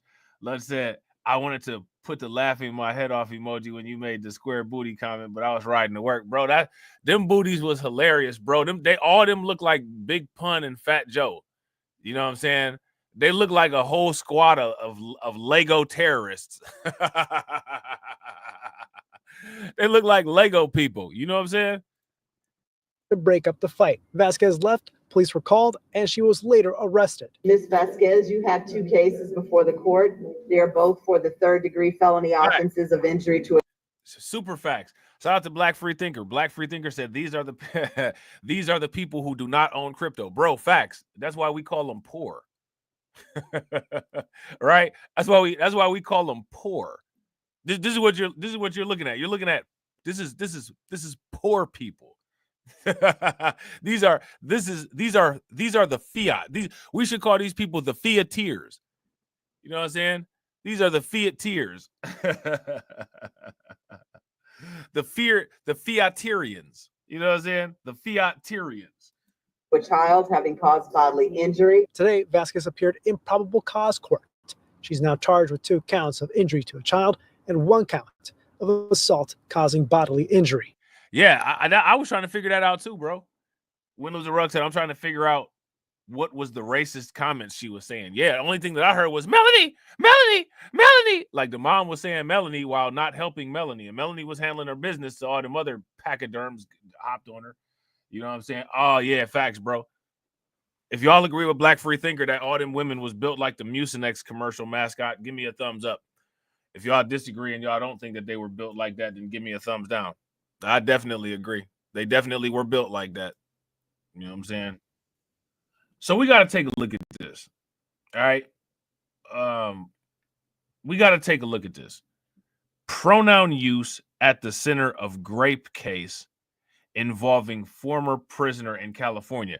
Now, this wasn't on the original docket for today. This wasn't on the original docket. I hadn't planned on, I don't know anything about this particular case. I don't know anything about this particular situation. But I saw that it was involving quote unquote pronouns. And I said, let's take a look at it. Thank you, Kevin. A controversial court ruling tonight. A convicted criminal who served time at the women's prison in Chowchilla is charged with raping fellow inmates. What? It already starts off crazy. I mean, this is what I'm saying. You can't even get, with 9 seconds in, you can't even get started.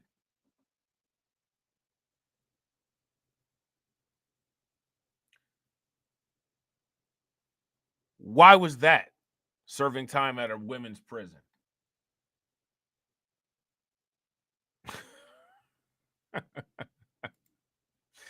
Shout out to DC Precise. DC Precise said, dude was getting them pregnant. Bro, facts. If y'all agree with DC, give me a thumbs up. If y'all disagree, give me a thumbs down. Talking about he's a woman. Right. He ain't nothing like a woman. You know what I'm saying? He ain't nothing like a woman. You know what I'm saying? Shout out to the Reaper. I think the Reaper live, as a matter of fact. I'm going to go back and watch the replay. Just like a woman. That's because some of you niggas, you be acting just like a woman. Only the Reaper keep it 1,000. Hey, look, when he go back to jail, when that dude go back to jail and he end up having to go to the male side, oh, he gonna be in the courtroom like this.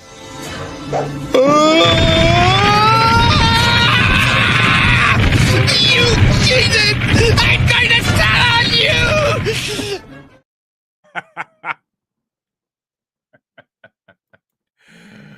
Oh, he gonna be in there like that. Thank you, Kevin. A controversial court ruling tonight. A convicted criminal who served time at the women's prison in Chowchilla is charged with raping fellow inmates. A Madera County judge says Tremaine Carroll must be referred to with she, her pronouns. But the district attorney is pushing back because the 52-year-old Carroll is a biological male. Now, shout out to Retro. Retro said Torian did a video on this situation a while back. Yeah, I think I remember because he had done a video about it, and I watched his video because he had done the video about it. And when I didn't know he had done a video about it, but when I was done with my video about it and I had posted it, I saw that he had put one up. I was like, oh, let me see what Torian said about this. You know what I'm saying? And of course, Torian was on point with it. You know what I'm saying?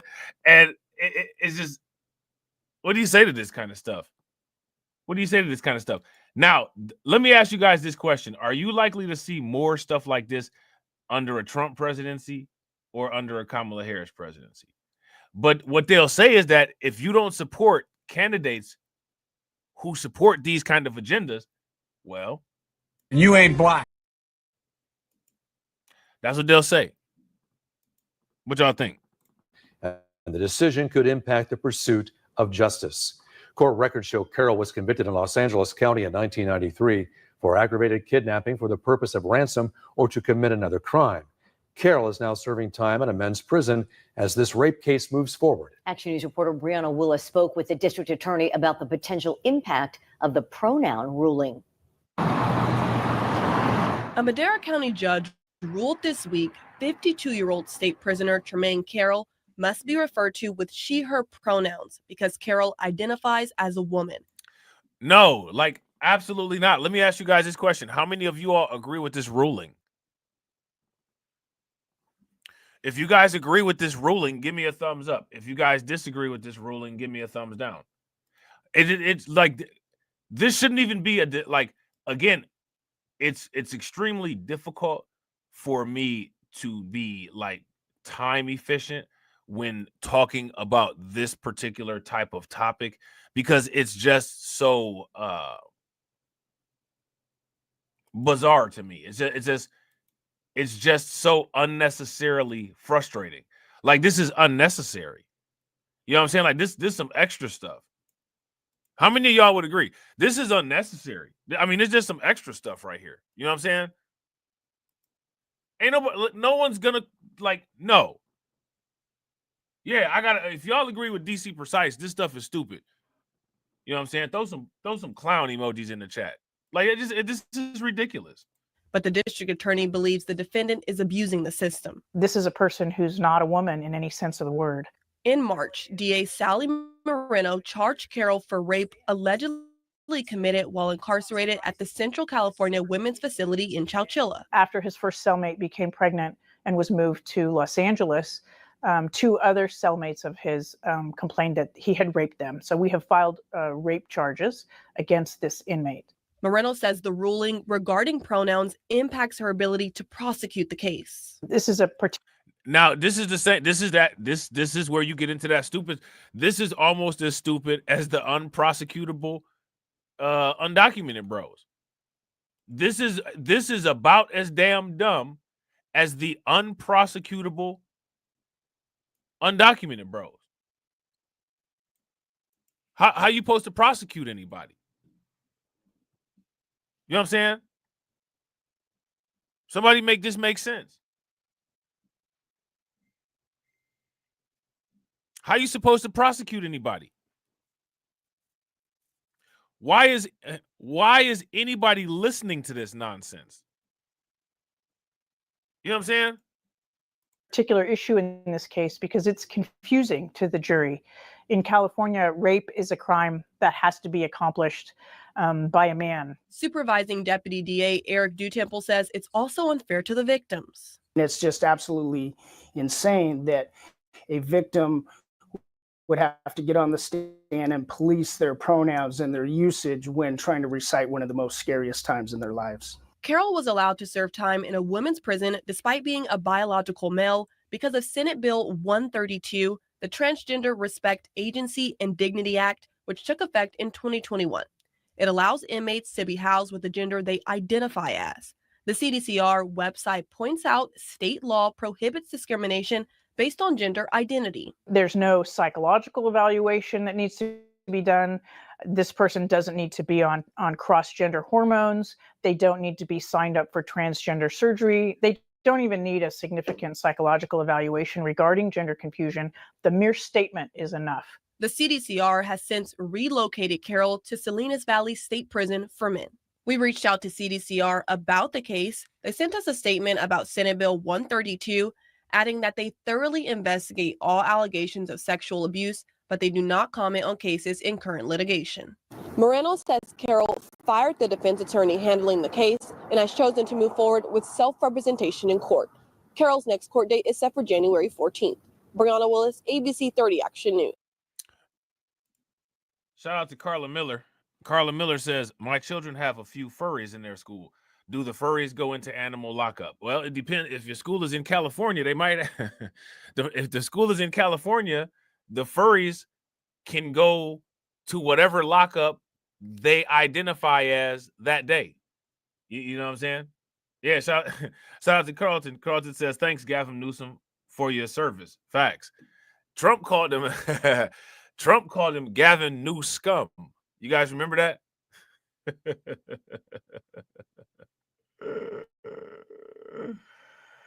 Oh man, he called him Gavin New Scum. You know what I'm saying? Now, how many people have heard about these problems that they've been having in the Bronx besides Fat Joe?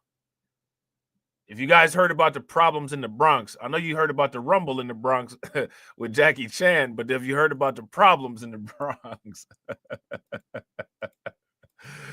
oh man.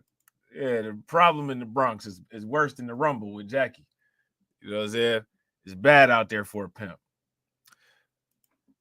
New York City pledged to clean up the Broadway of the Bronx, but it's still teeming with junkies. These streets are full of zombies. Sitting up there, got it looking like Escape from New York out there. You know what I'm saying? They got it looking like Escape from New York out there. Look at this. I think they might be doing I think they're doing dope right there on the scene. Hold on real quick. Look at this.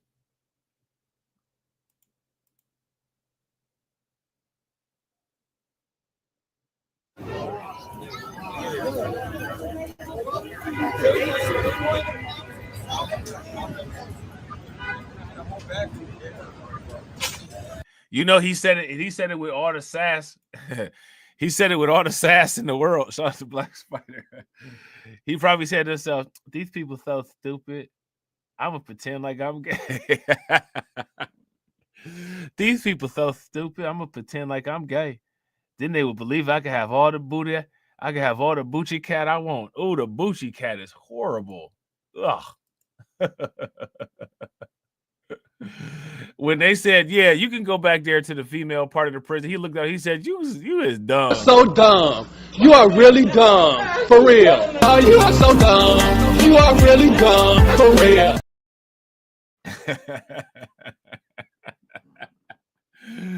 He said, you dumb. You know what I'm saying? You dumb.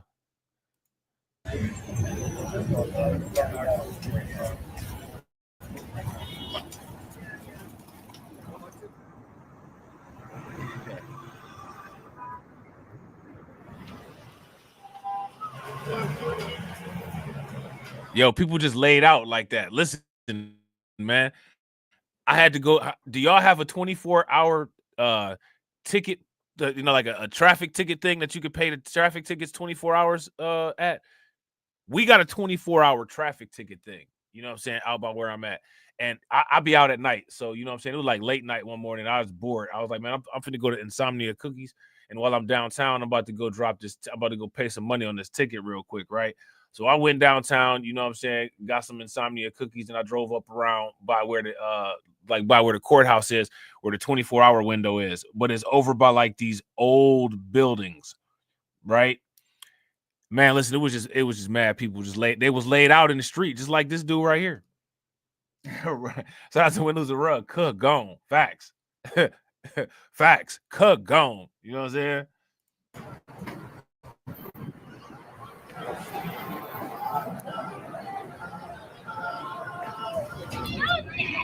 Look at that.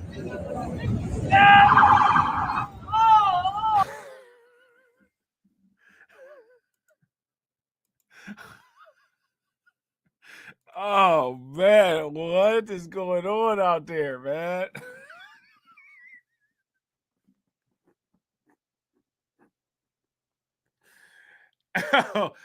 Hey, what's going on out there? For real.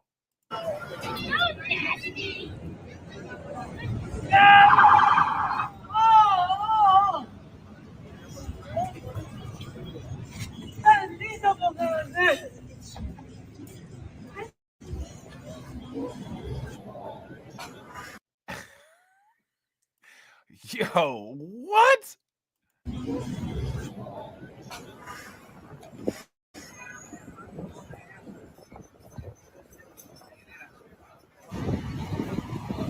Like this is like animalization.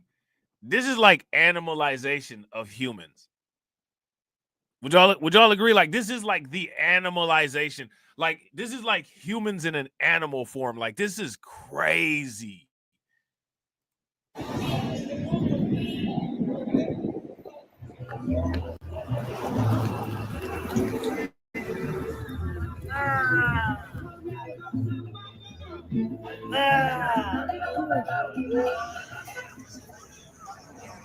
My man down there making snow angels on the concrete.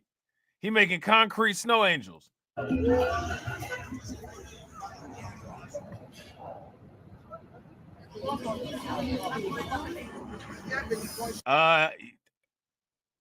I got this feeling that's not how that goes. I don't think you're supposed to do that. You know what I'm saying? Just dropping some free game on you. You know what I'm saying? I don't think that's how that's supposed to. I don't think that's how that thing is supposed to be used. I don't think that's what you're supposed to do. Yeah, I don't think the instruction manual says anything about that. How many of you guys think that the instruction manual says to quote unquote do it like that? If the instruction manual says to do it like that, then give me a thumbs up. If it doesn't, then give me a thumbs down. I don't think if you open up that instruction manual, it's not going to show any. It's not going to show any pictures of this being done like this.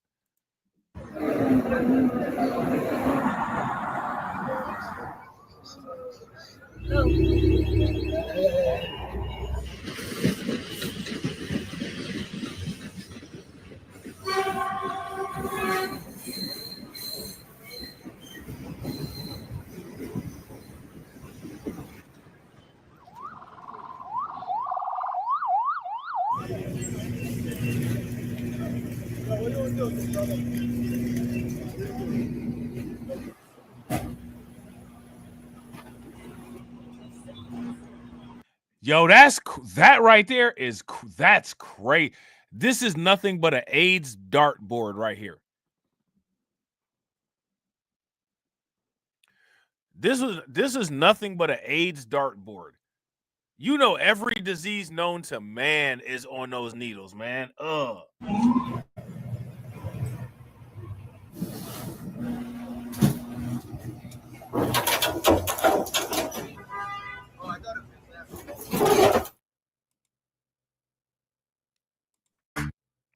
Man, that's crazy. Wow. That's crazy.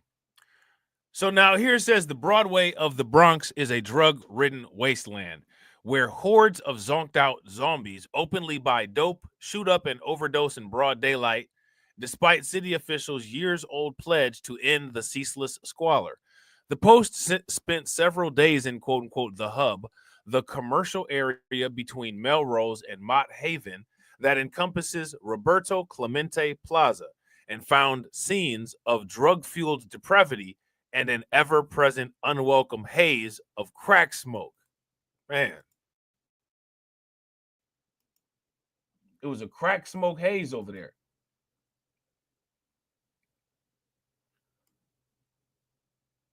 That's wow. I don't think you've changed a thing. Go on, jump. No, I don't want to jump. Yes, you do. You smoke crack, don't you?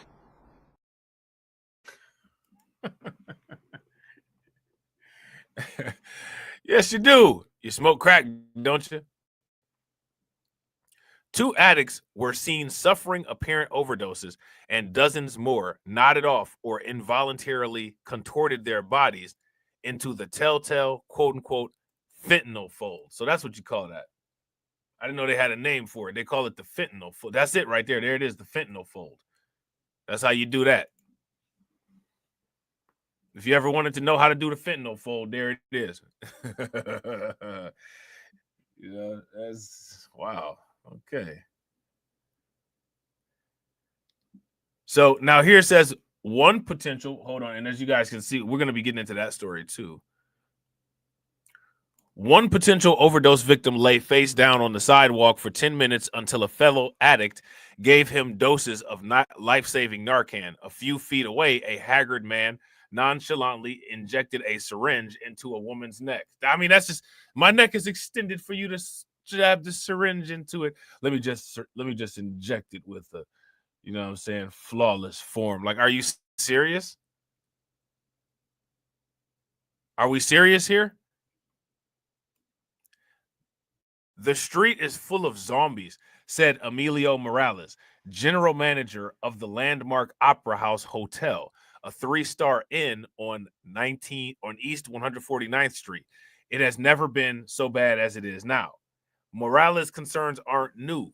He and other local business leaders in 2021 sent a letter to then Mayor Bill de Blasio pleading for action on the drug dealing, homelessness, and crime consuming the hub. They're still waiting. Okay, look at this, man. Look at this. This is trife.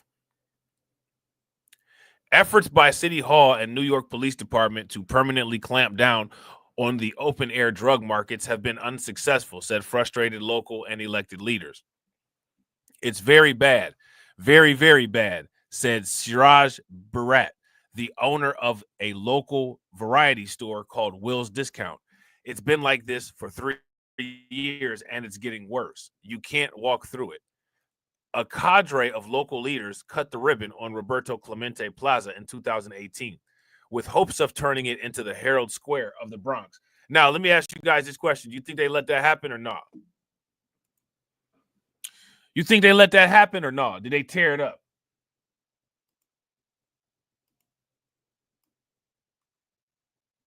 You know they tore it up. Turn this bitch up! Swing the remix gone! I'll tear this bitch up! Turn this bitch up! I will! Turn this bitch up! I will! Turn this bitch up! I'll tear this bitch up! They tore it up, man. But local after local said that the sunny vision for the plaza and the hub as a whole quickly became eclipsed by darkness. All right, look at this. Look at this. Look. I mean, you just got old dude right. Dude is I'm just on the floor. Forget it. You know what I'm saying? We out here. I'm on the flow. You know what I'm saying? Like, what? I'm on the flow. Like, seriously? You know what I'm saying? When they opened the plaza, they had jazz music and everything. It was very nice, said Morales, the hotel manager. Now you can't walk through it. You can't sit there. Drug use is out in the open and is rampant. By 2021, the hub became so crime and drug ridden that leaders with the 3rd Avenue Business Improvement District wrote a desperate letter to de Blasio pleading for the city to, quote unquote, protect our neighborhoods and the small business lifeblood of the community. And after the letter and the face-to-face earful from business owners, de Blasio promised to conduct walkthroughs and dedicated $8 million to fight the opioid epidemic in the Bronx. All right. Mayor Eric Adams' administration continued efforts to scrub the hub, launching what City Hall calls a comprehensive multi-agency approach against drug activity and associated problems. But even as City Hall-driven efforts, including an October to November targeted enforcement sweep, cleaned up thousands of syringes, handed out overdose reversal kits, and led to dozens of arrests, the dismal conditions keep coming back. All right, so now let me ask you guys this question.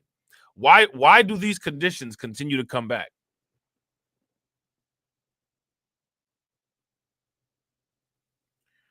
Why do these conditions continue to come back? Let me ask y'all this. Is this could be a Box Bros issue. If this is a Box Bros issue, give me a thumbs up. If it's not, then give me a thumbs down. The hub remains at the front lines of New York City's opioid crisis with nearly 139 overdose deaths per 100 residents. That's per capita. You know what per capita means? In the surrounding neighborhood, more than 3 times the citywide rate in 2023, according to health department data. Okay? Look at this. Look at this.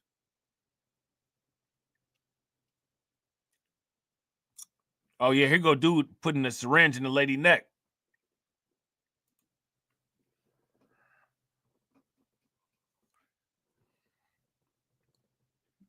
Shout out to Black Spider. Yeah, that's facts. Black Spider said ninja with the joint going to jail in Seattle, even though it's legal. They'll find something on your ass to lock you up for it. Yeah, Facts. While not doing anything about these people over here.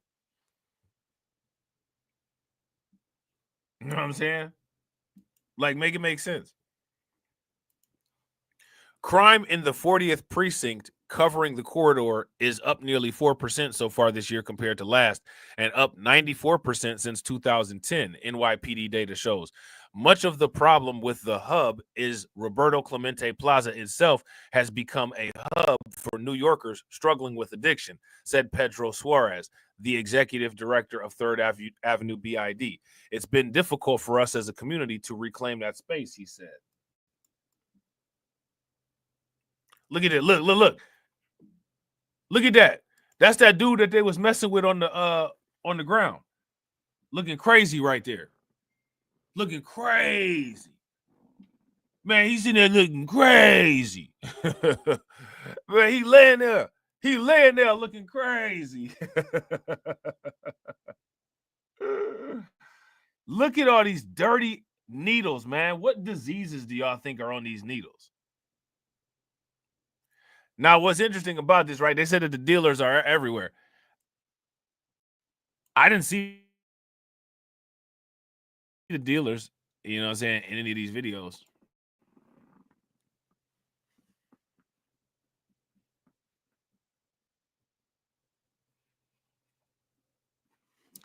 I didn't see the dealers in any of those videos. Did y'all?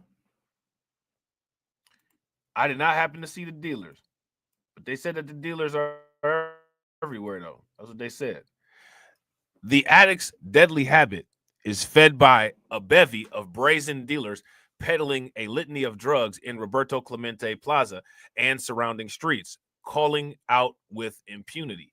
Methadone. I got K, Klonopins, singles. So they sit up there doing it like an auction.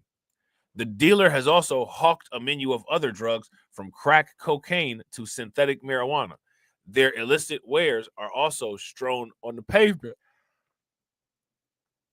used as syringes, and thousands of orange safety caps cover every street, branching out from the crossroads. Now look at this. They got Fetty, xylazine. That's the stuff that melts your skin right off.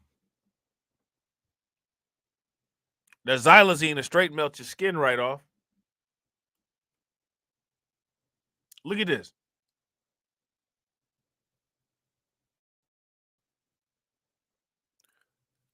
A litter of used glassine bags can also be seen, many stamped with narcotic brand names, including Passion, Prada, La Saborosa, Bugatti, and Hummer, and containing a potent combination of heroin and synthetic opioids, fentanyl, xylazine, carfentanil, according to chemical testing by outreach group St. Anne's Corner of Harm Reduction.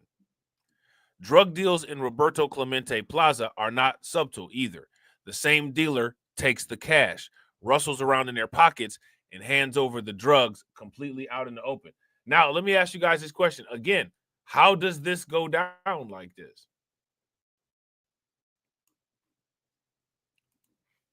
How does this end up going down like this? And shout out to everybody watching. I appreciate you guys. If you all haven't smashed the like button yet, please do me that favor. Take a moment, smash that like button. Also, if you guys haven't hit the bell, please take a moment, hit that bell, subscribe to the channel, and also please share the stream to your social media.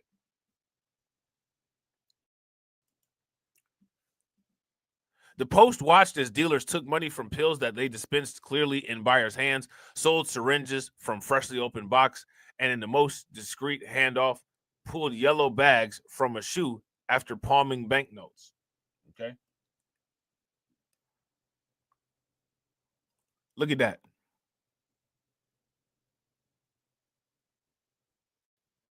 These people don't care nothing about their health.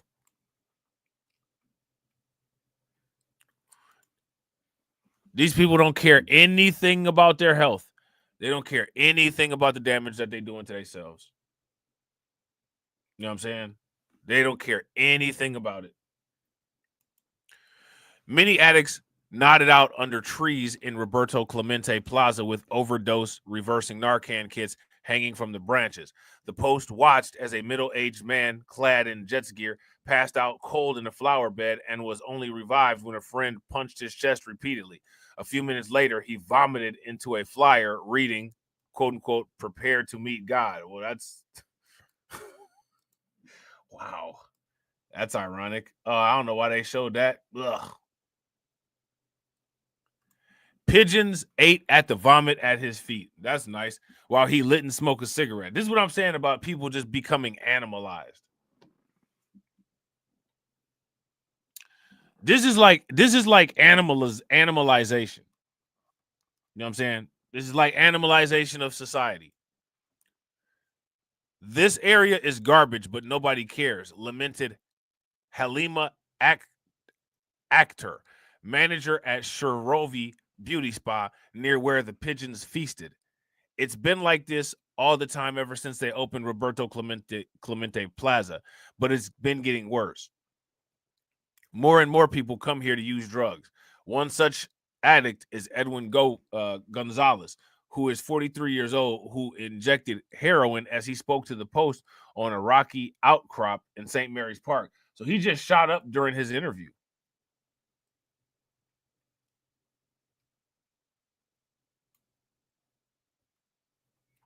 This person here just shot up during the interview. Edwin Gonzalez told the Post he buys drugs at the Hub's subway station multiple times a week. Okay. Surrounded by bright orange syringe safety caps, Gonzalez outlined his daily regimen of 10 to 12 John Doe bags of heroin, a speedball, and a K2 at night to help him sleep, all of which he buys from dealers on the Hub's 3rd Avenue station. I buy there at least 3 times a week, he said. The dealers are everywhere. I go through 10 or 12 bags of heroin a day and a speedball. A speedball is $20 because you're buying the dope and the coke. Okay? Like, look. They don't care about nothing. Shout out to Mike Mellis-John. What's good with it, bro? They don't care about nothing, man. This dude shooting up dog food right into his arm right here, right now, with the camera on him. Like, what?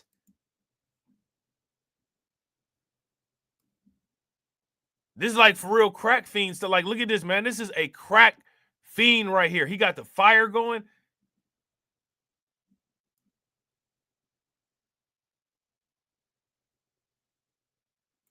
We've also distributed more than 13,000 overdose reversing naloxone kits in the surrounding Hunts Point, Mott Haven neighborhood.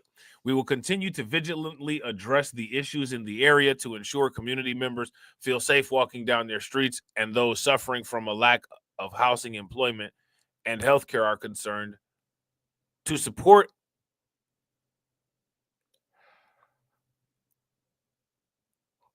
hold on, my bad, y'all. We've also distributed more than 13,000 overdose reversing naloxone kits, this is Narcan, in the surrounding Hunts Point, Mott Haven neighborhood. We will continue to vigilantly address the issues in that area to ensure community members feel safe walking down their streets, and those suffering from a lack of housing, those suffering from a lack housing, employment. See, they wrote this sentence weird. And healthcare are connected to the support and services they need to get well. They need to stay off that crack. For one, that's like one of the first. That's probably do them a great good a deal. A great deal of good, I should say. A great good a deal. Yeah, facts. Shout out to Lehman Lucas. Lehman Lucas said, "Where do they get the money, bro?" I wish I had the answer, bro. I wish I had the answer. You know what I'm saying? Now check this out.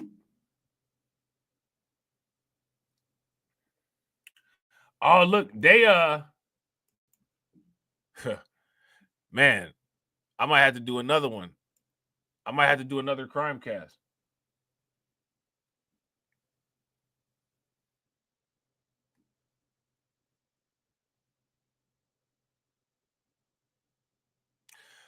I might have to do another Crimecast. Let me ask you guys this question. How many of you all would be down for another Crimecast? I didn't think that I didn't think that this was gonna take as long as it has, but it did. 11:17. Let me see. Let's try. Let's see how this goes. Let's try to get through it. Let's try to get through it. If y'all haven't smashed that like button, do me a favor. Take a moment, smash that like button. Also, if you guys haven't hit that bell, please take a moment, hit that bell, and also please share the stream to your social media. Now, I did a story a while ago, right? And it was about this weirdo couple, legitimate folks. All right, they had some quote unquote picture perfect family. Turned out they was doing nasty things to the family. They was doing nasty things for the family. They end up getting 100 years in prison. How many of y'all, if you guys remember this story here, give me a thumbs up. If y'all don't remember this story, give me a thumbs down. And yeah, I am going to be doing more Crimecast. All right. So shout out to y'all. I'm glad y'all enjoy this. You know what I'm saying? And I've been trying to get back around to putting some content up on the channel. Just y'all know I haven't really had much time. But yeah, we definitely about to get back to this. We about to make it a regular thing like it used to be. Legitimate couple who showed off picture perfect family gets 100 years in prison for horrific rape of adopted sons. Why would you do it? Why would you do it?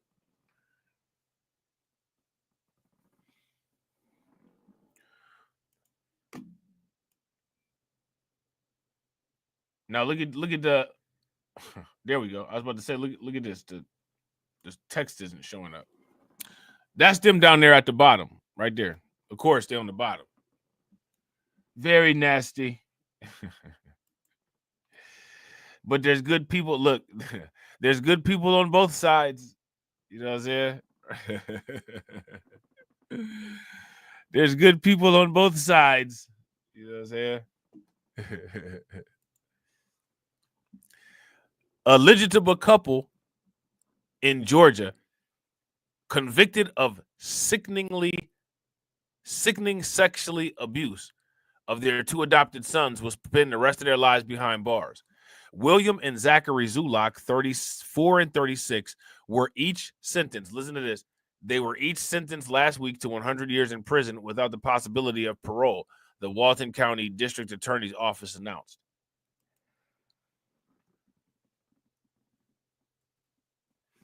They got 100 years.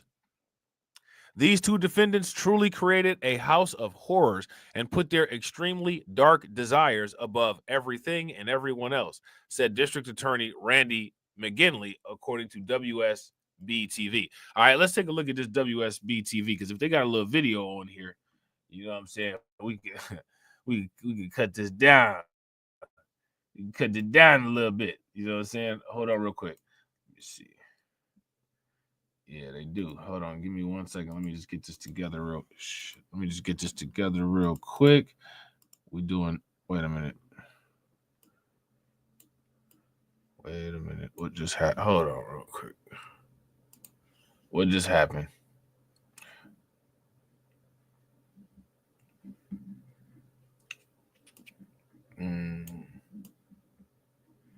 All right, there we go. And I think the New York Post actually took their text from this story here. So I think we actually about to be in a good position.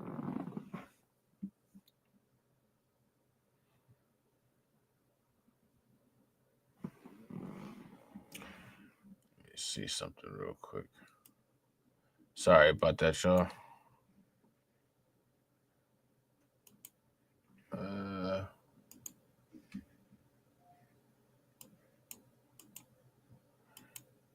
Sometimes these things are so ridiculous. Okay. All right, my bad. Yeah, let's do this. Let's see.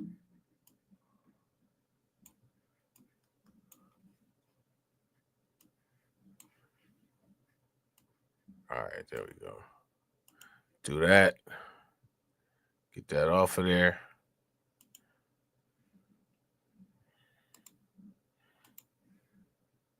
Lord have mercy.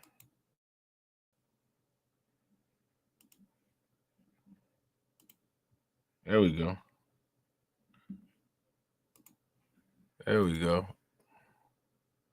All right, we back. We got it. Yeah. Like Charleston White.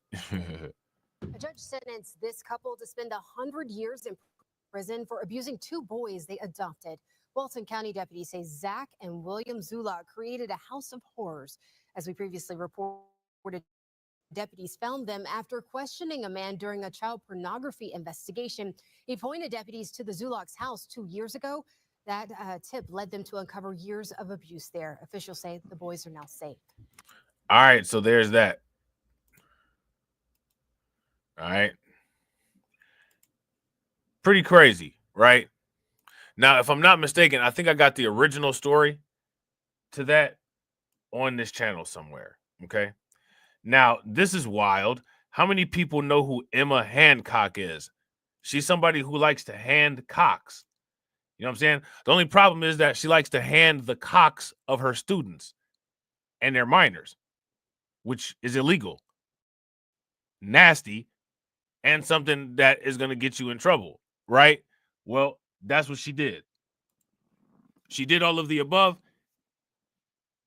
and got in trouble. Oklahoma teacher, wife of police chief Emma Hancock, sentenced for sexually abusing 15-year-old student. Somebody make it make sense.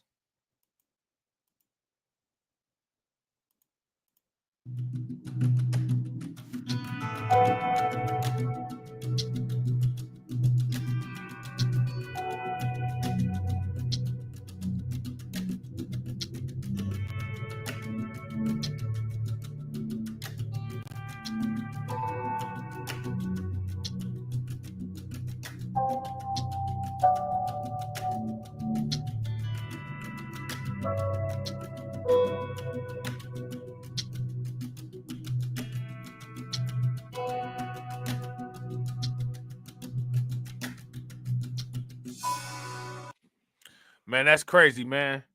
She got her husband and her family out there looking crazy.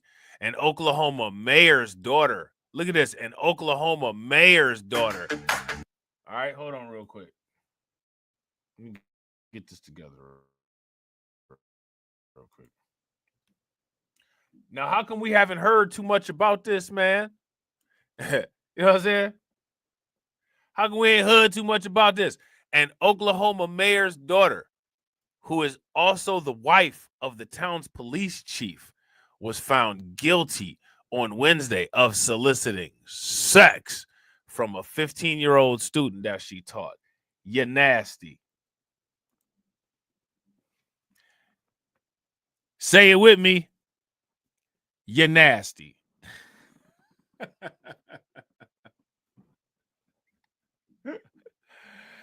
You're nasty. You know what I'm saying? Emma Delaney Hancock, who is 28, will spend the next 4 years in prison for 2 counts of soliciting sex with a minor through the use of technology, KFOR reported. She is married to Wellington Police Chief Alfred Hancock, with whom she has 2 children, and is the daughter of Wellston Mayor Paul Whitner. And that's actually is Whitner. Not Whitner, Whitner. You know what I'm saying? Hancock, a former substitute teacher in Wellston, began talking to the then 15-year-old boy on October 6th of 2022 after the student put his number into her phone on the preface of needing help with an assignment. Well, we know what the assignment was. The messages soon turned lewd when the teen, who remains unidentified, sent a shirtless pic to Hancock over the social media app. Are we sending half-naked pictures now? Hancock responded. The teen replied, I don't know. Are we? Oh, nasty. Nasty work. Nasty work. Nasty work. Oh, man. Are you trying to get me to lose my job? Hancock allegedly said. He said, nah, I'm trying to hire you for something else.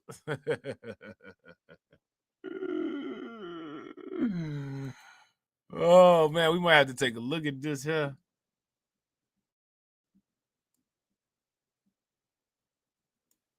Yeah, we might have to take a look at this here.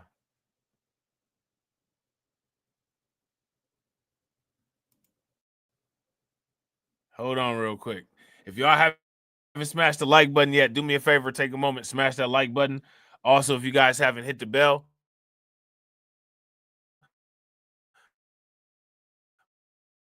please take. All right, let's take a look. Let's take a quick look at this.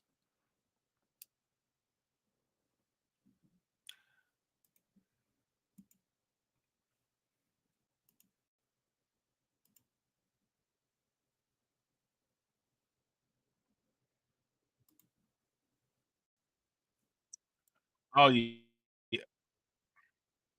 Wait a minute. Oh yeah, they got the. Yeah. Oh yeah. Hold on real quick. Damn. All right. Yeah, they got the video You're too. accused of having a sexual relationship with a student. Officials say that she turned herself in today after the district attorney's office filed charges. Fox 25's Tom Ferguson joins us live from the State Bureau of Investigation. Tom, when did this all start?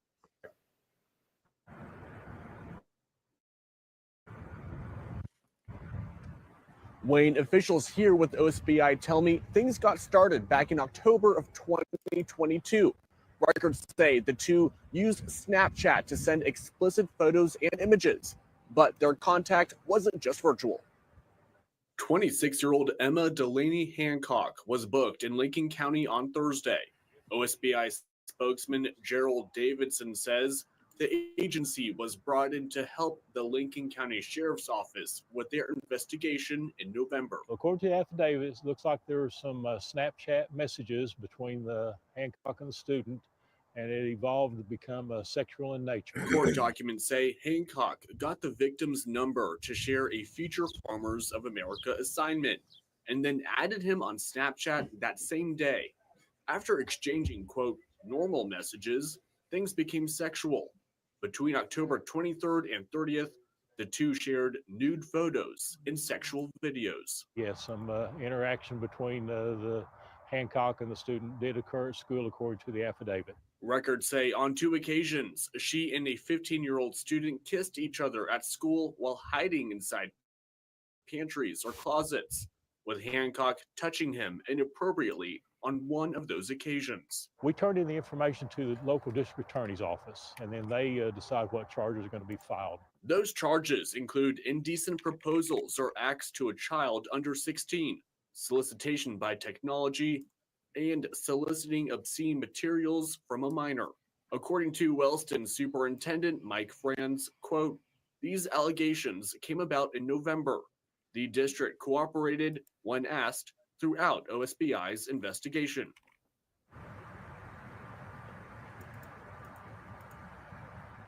And records say that Hancock even admitted to having this relationship to another student at the school. Now, the sheriff's office tells me she posted bond just earlier today. If found guilty, she could face fines and years in jail. Live in Oklahoma City, Tom Ferguson, Fox 25 News. All right, so as we know, right, they only ended up giving her 4 years in jail, right? Like, that's all she got. All she got was a little measly 4 years. Now, let me ask you guys this question. How many of you all think that she should have got more than 4 years? If you think that she should have got more than 4 years, give me a thumbs up. If you guys don't think that she should have got more than 4 years, give me a thumbs down.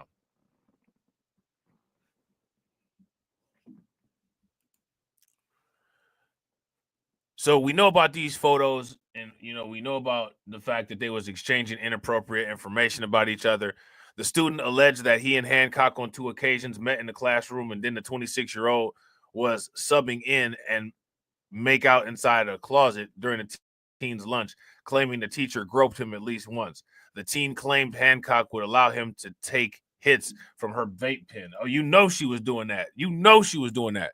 Rumors began to spread about the illegal relationship right after the teen reportedly told one of his friends who went to confront Hancock. See,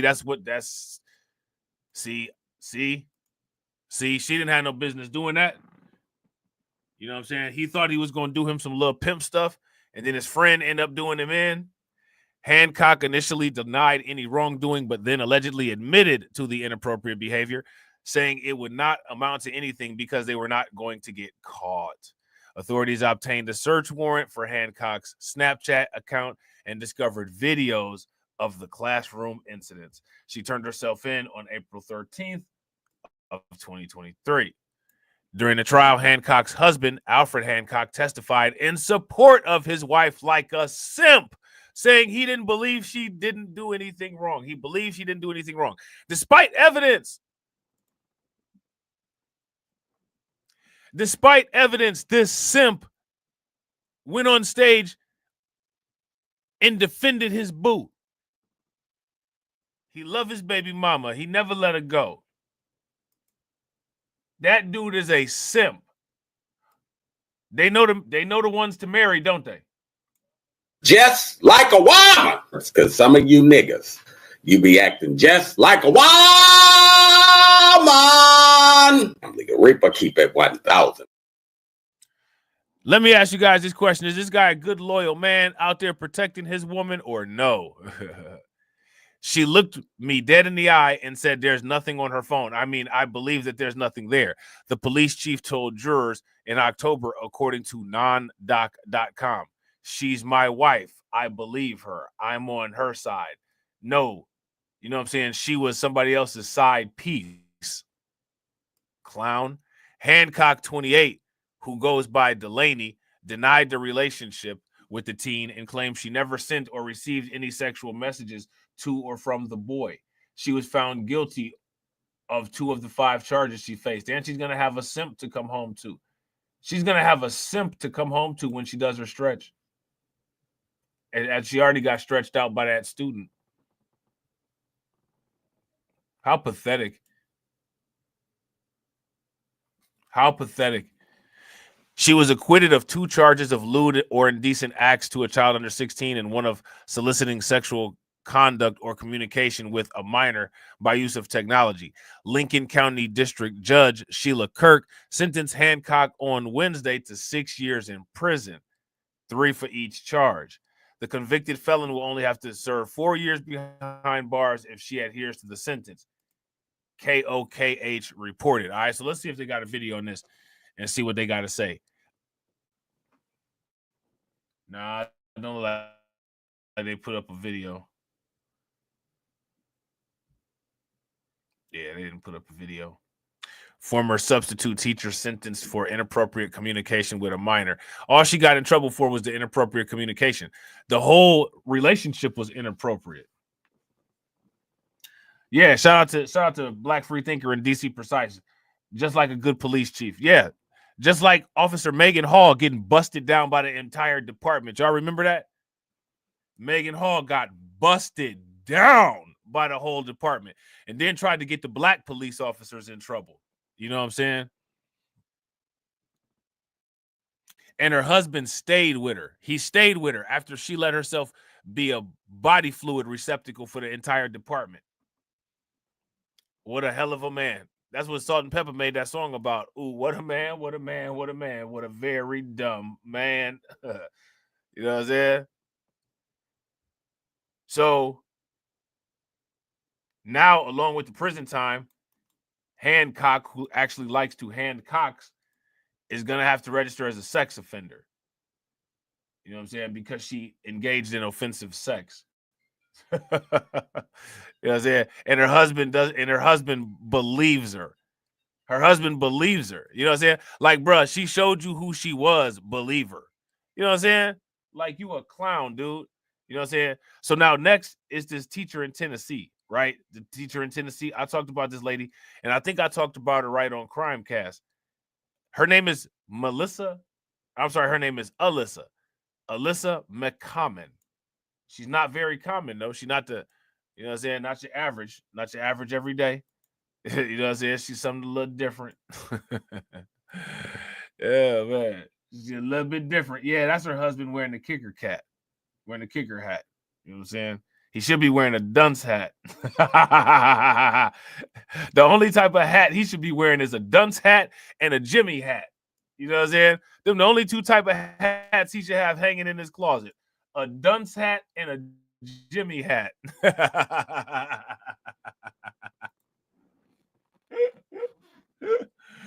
Oh, man, that's hilarious, man.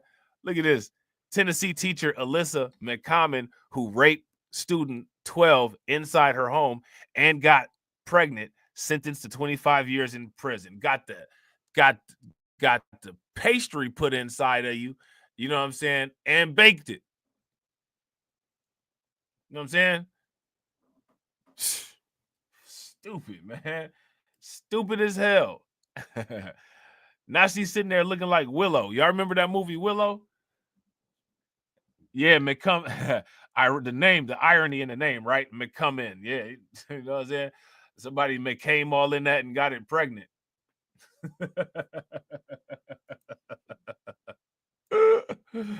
Oh, man. Alyssa McCommon, a fourth grade teacher in Tipton County, pleaded guilty to a slew of sex charges related to 5 of her possible 21 victims. 5 of her possible 21 victims. Homegirl was getting it in. She was getting it in. McCommon, previously accused of assaulting a former student of hers in 2021, pleaded guilty to 1 count of rape of a child, statutory rape, sexual exploitation of minors, and solicitation of minors. McCommon was sentenced to 25 years in prison after Circuit Court Judge Blake Neal ordered all sentences to run concurrently with each other without the possibility of parole. All right. Let me see. McCommon will have to register as a violent sex offender after her sentence and was ordered not to have contact with any of her victims. A violent sex offender. You know what I'm saying? She's violent with it. It's ridiculous. I bet you her husband believes her too. Her teaching license is also revoked. The ex-Charter Academy educator formed relationships with the preteens she met while in her class before playing video games, following them on social media, and befriending their mothers to exploit her position of authority, WREG reported.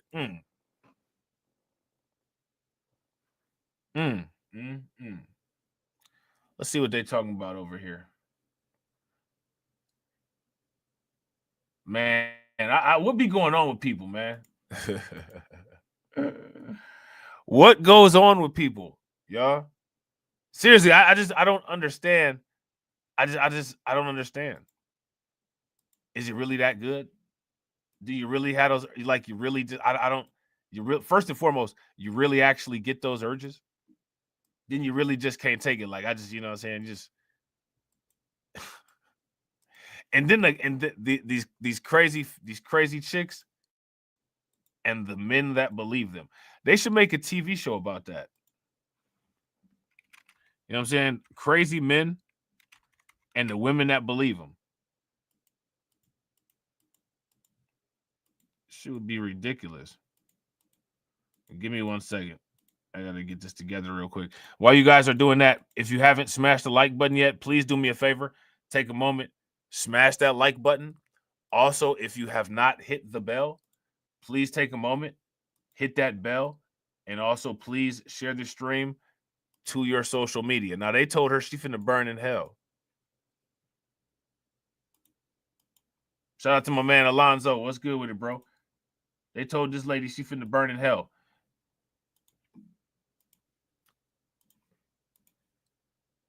Former Tipton County teacher is sentenced for disturbing child sex crimes. Good evening and thanks for joining us. I'm Greg Hurst. Stephanie is off tonight. WRG's Alan Self has the latest guilty plea and sentencing. Alyssa McCommon pleaded guilty to multiple felony charges, including rape of a child, statutory rape, and sexual exploitation of minors, Today, she received a 25-year sentence with no parole, followed by lifetime community supervision as a violent sex offender. In a heartbreaking courtroom moment, prosecutors revealed 5 victims testified against their former 5th grade teacher. McCommon had befriended their mothers to gain their trust, exploiting her position of authority. Because they knew her. Obviously, their guard was down. This isn't one of those stranger danger cases where you're, worried about the strangers at the end of the playground staring at you as your actual teacher that was preying on her former students. Prosecutors stressed their team remained committed to seeking justice for the victims, acknowledging the equality of all sexual abuse cases. I do believe there is a double standard with society. I do believe that it is viewed differently when a male is the predator versus a female predator. However, with that said, our office looks at these cases the same, and whether it's a male or a female defendant, we prosecute them the same and we take the same stance. The victims' ages ranged from 12 to 17 at the time. In court, one of the mothers spoke to McCommon, saying, "I loved you like family, opened my doors to you. You used my friendship to hurt me and the people I love. Your mind is sick and twisted for looking at a child and being turned on." The former teacher called one of the victims nearly 200 times, played video games with him, and sent explicit photos via Snapchat. In one of the messages, she threatened to kill herself if he broke off the relationship. She also told him she was completely wild. She was completely wild. This lady was completely out of control. Somebody make this make sense. Pregnant by him, which was later confirmed via DNA. His mother testified in court, saying, quote, "The innocent child will be loved and raised without your influence. There's no amount of time they can give you that will equal what God will give you. You will burn in hell." For your news leader. Right. Shout out to AB Promotions. Bro, that's facts. You know why they don't get any traction on YouTube, right? Let's address YouTube, and then we'll address the mainstream media. You know why they don't get any traction on YouTube. Why don't they get any traction on YouTube? Let me know. And shout out to AB Promotions. AB says, why don't these stories ever get any traction in the mainstream media? Facts. Let me know what you guys think. And shout out to John Guillory. John says, how does she get access to your child? She got access to the children because the parents are so gullible, and the parents are such bad parents and so damn dumb that they actually trusted her and couldn't tell that she was plotting on their kids. If you ask me, the parents, you know what I'm saying, questioning parents too. I'm Alan Self, WREG News Channel 3. WREG News Channel 3. All right, so there's that. All right, so now we're about to talk about a normal man, right? A not so normal man. What do you guys think about that? This guy right here is a not so normal man. All right, and he's in a lot of trouble. Normal man reported sexual abuse incident.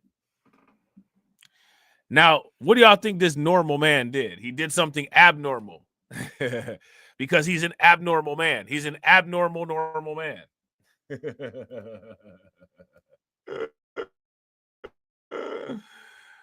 A normal man has been arrested and charged with numerous sex-related crimes, according to normal police. This guy's name is Brady J. Stower, and he's 23 years old.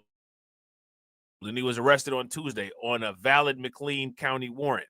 He faces 14 counts of criminal sexual assault, supervision 13 through 17, 4 counts of criminal sexual abuse, victim under age 18, position of trust, 2 counts of grooming, 1 count of child P, solicit persons, less than 18, police said.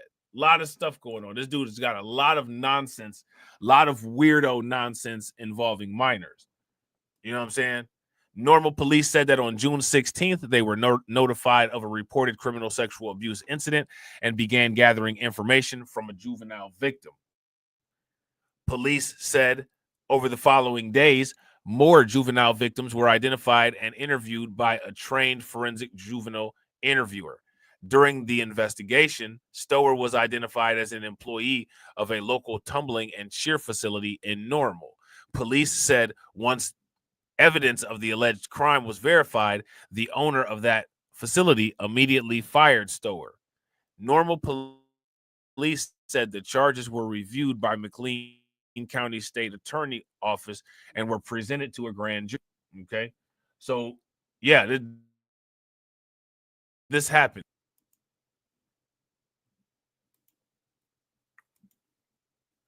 What ended up happening to this guy? Well, we're gonna find out. We're gonna definitely find out. Let's see. Hold on.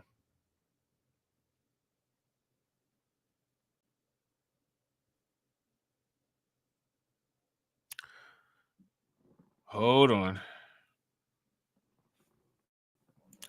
Let me see.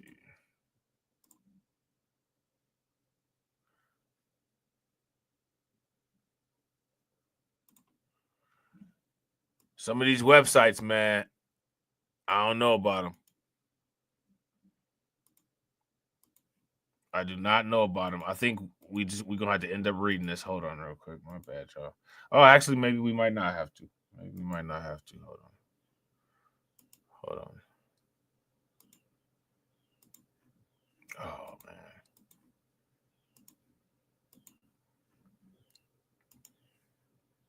All right, here we go. Let me see.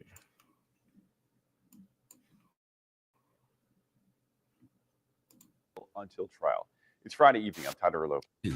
A tumbling and cheer coach in Normal charged with the sexual abuse of underage girls will stay in jail until trial. It's Friday evening. I'm Tyler Lopez. And I'm Janice Rebholz. Liz Lake was there as prosecutors offered some of their evidence. Liz. Tyler, Janice, we learned in court today that the former cheer coach is accused of inappropriately messaging and Snapchatting 6 underage girls. He's also accused of sexually abusing at least 2 minors, but at different times in his life. 23-year-old Brady Stower is accused of sexually abusing several girls he coached at Technique Tumbling and Cheer Prep in Normal. Stower is accused of sending inappropriate Snapchat photos and messages to multiple underage victims. Disgusting. Disgusting, disgusting, disgusting. One victim reported in June she was sexually abused by Stower. She says the inappropriate relationship began in April of 2023 and continued until March of this year. The girl says the sexual acts happened during private lessons with Stower. Stower allegedly told girls he would waive lesson fees if they made out with him or performed sexual acts with him. Technique Tumbling fired Stower in June after being informed of the allegations. Stower's lawyer argued that the evidence provided in the report was not given in a reliable time frame and that Stower wanted to end their relationship, but she didn't. He faces 19 counts of sexual assault, 1 count of grooming, and 1 count of soliciting child pornography. Stower will remain in jail until trial. He's back in court in February. Yeah, so we're going to definitely be following this story. You know what I'm saying? We're going to definitely follow that story. And we got one more just for good measure. Right? We got one more just for good measure. Now take a look at this clown right here. Elmwood man arrested after shots fired incident.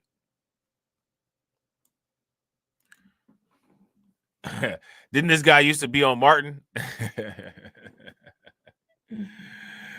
Hey, if this dude used to have a part on Martin, give me a thumbs up. If you guys don't remember him being on Martin, then give me a thumbs down. I swear this dude was on Martin. But anyway, it says an Elmwood man has been arrested after a shots fired incident and brief standoff on Saturday. Peoria County Sheriff Chris Watkins said it happened around 4:15 p.m. on Saturday on North Daniel Street. When deputies arrived, they were shown a video of a man shooting a firearm from the back of his home in a residential neighborhood by a neighbor. So you got to ask the question, why was he doing that? Yeah, he worked at the radio station. He worked at the radio station.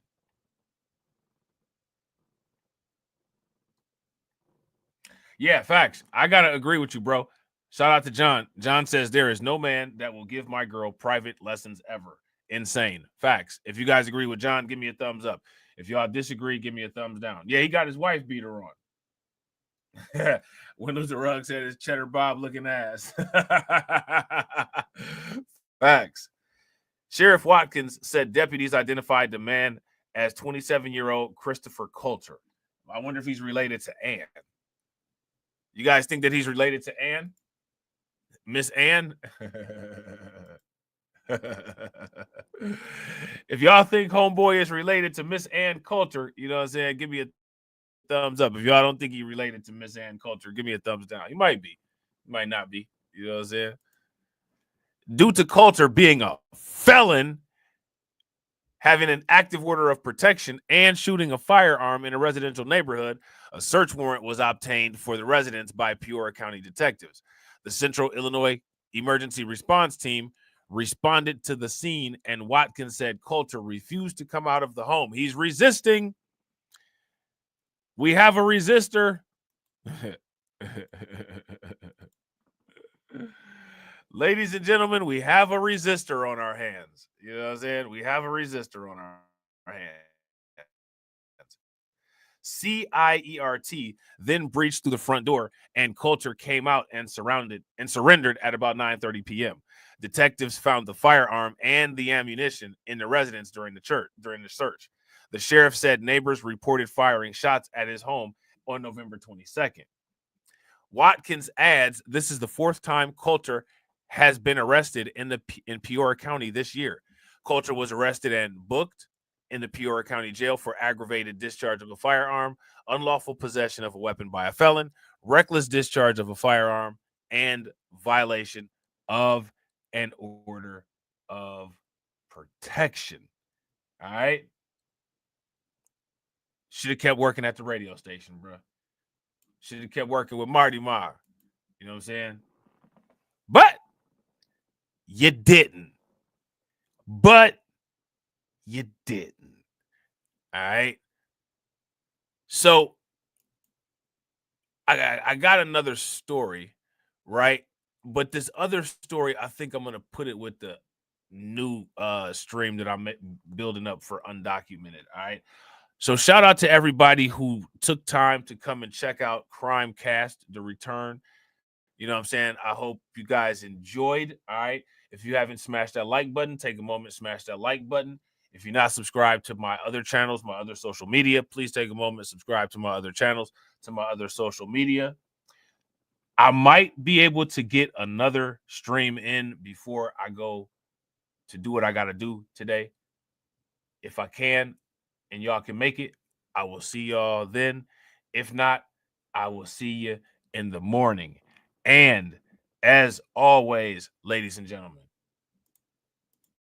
jump out the crib, stack up my Cino this year, killing my ego this year, all for the people this year, only believe in the real, I do believe in no fear, and I got gang in this bitch, I never switch on the tribe, I keep it all the way real, I'm in control of my feels, you see my highlights and study my real, yeah. I'm showing more love this year, running more plays, finna scale up my business this year, the world in my palm, I'm a star, I deliver my cadence, I'm serving up chills to my peers, bringing the bread for the fam, everything good on the side, everything coming together.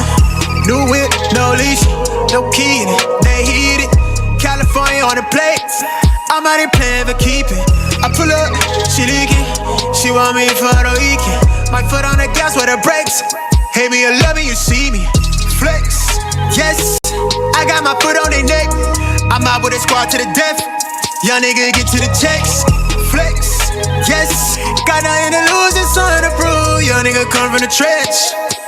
Cuban links on my neck, tanking, freeze, smoking on dope, that diesel, freeze, running till I miss my season, lay back, geeking, smoking on dope, that diesel, young nigga gone off the deep end, running till I miss my season, I keep a stack of them blessings, I'm ballin', I'm playing, calling, it ain't on me matching my smile, you know that I stay saucing, wrist flooded, she drowning. We good on this side, everything coming together. New whip, no leash, no key in it, they heat it. California on the plates, I'm out here playing for keeping. I pull up, she leaking, she want me for the weekend. My foot on the gas with the brakes. Hate me or love me, you see me. Flex, yes, I got my foot on their neck. I'm out with a squad to the death. Young nigga get to the checks. flex. Yes, got nothing to lose and something to prove. Young nigga come from the trench. Cuban links on my neck, chanking. Freeze, smoking on dope, that diesel. Freeze, running till I miss my season. Laid back, geeky, smoking on dope, that diesel. Young nigga gone off the deep end, running till I miss my season. Once we understand that it is through our five senses that these imprints are being made on our subconscious mind, we can then consciously begin to utilize our five senses to imprint something different.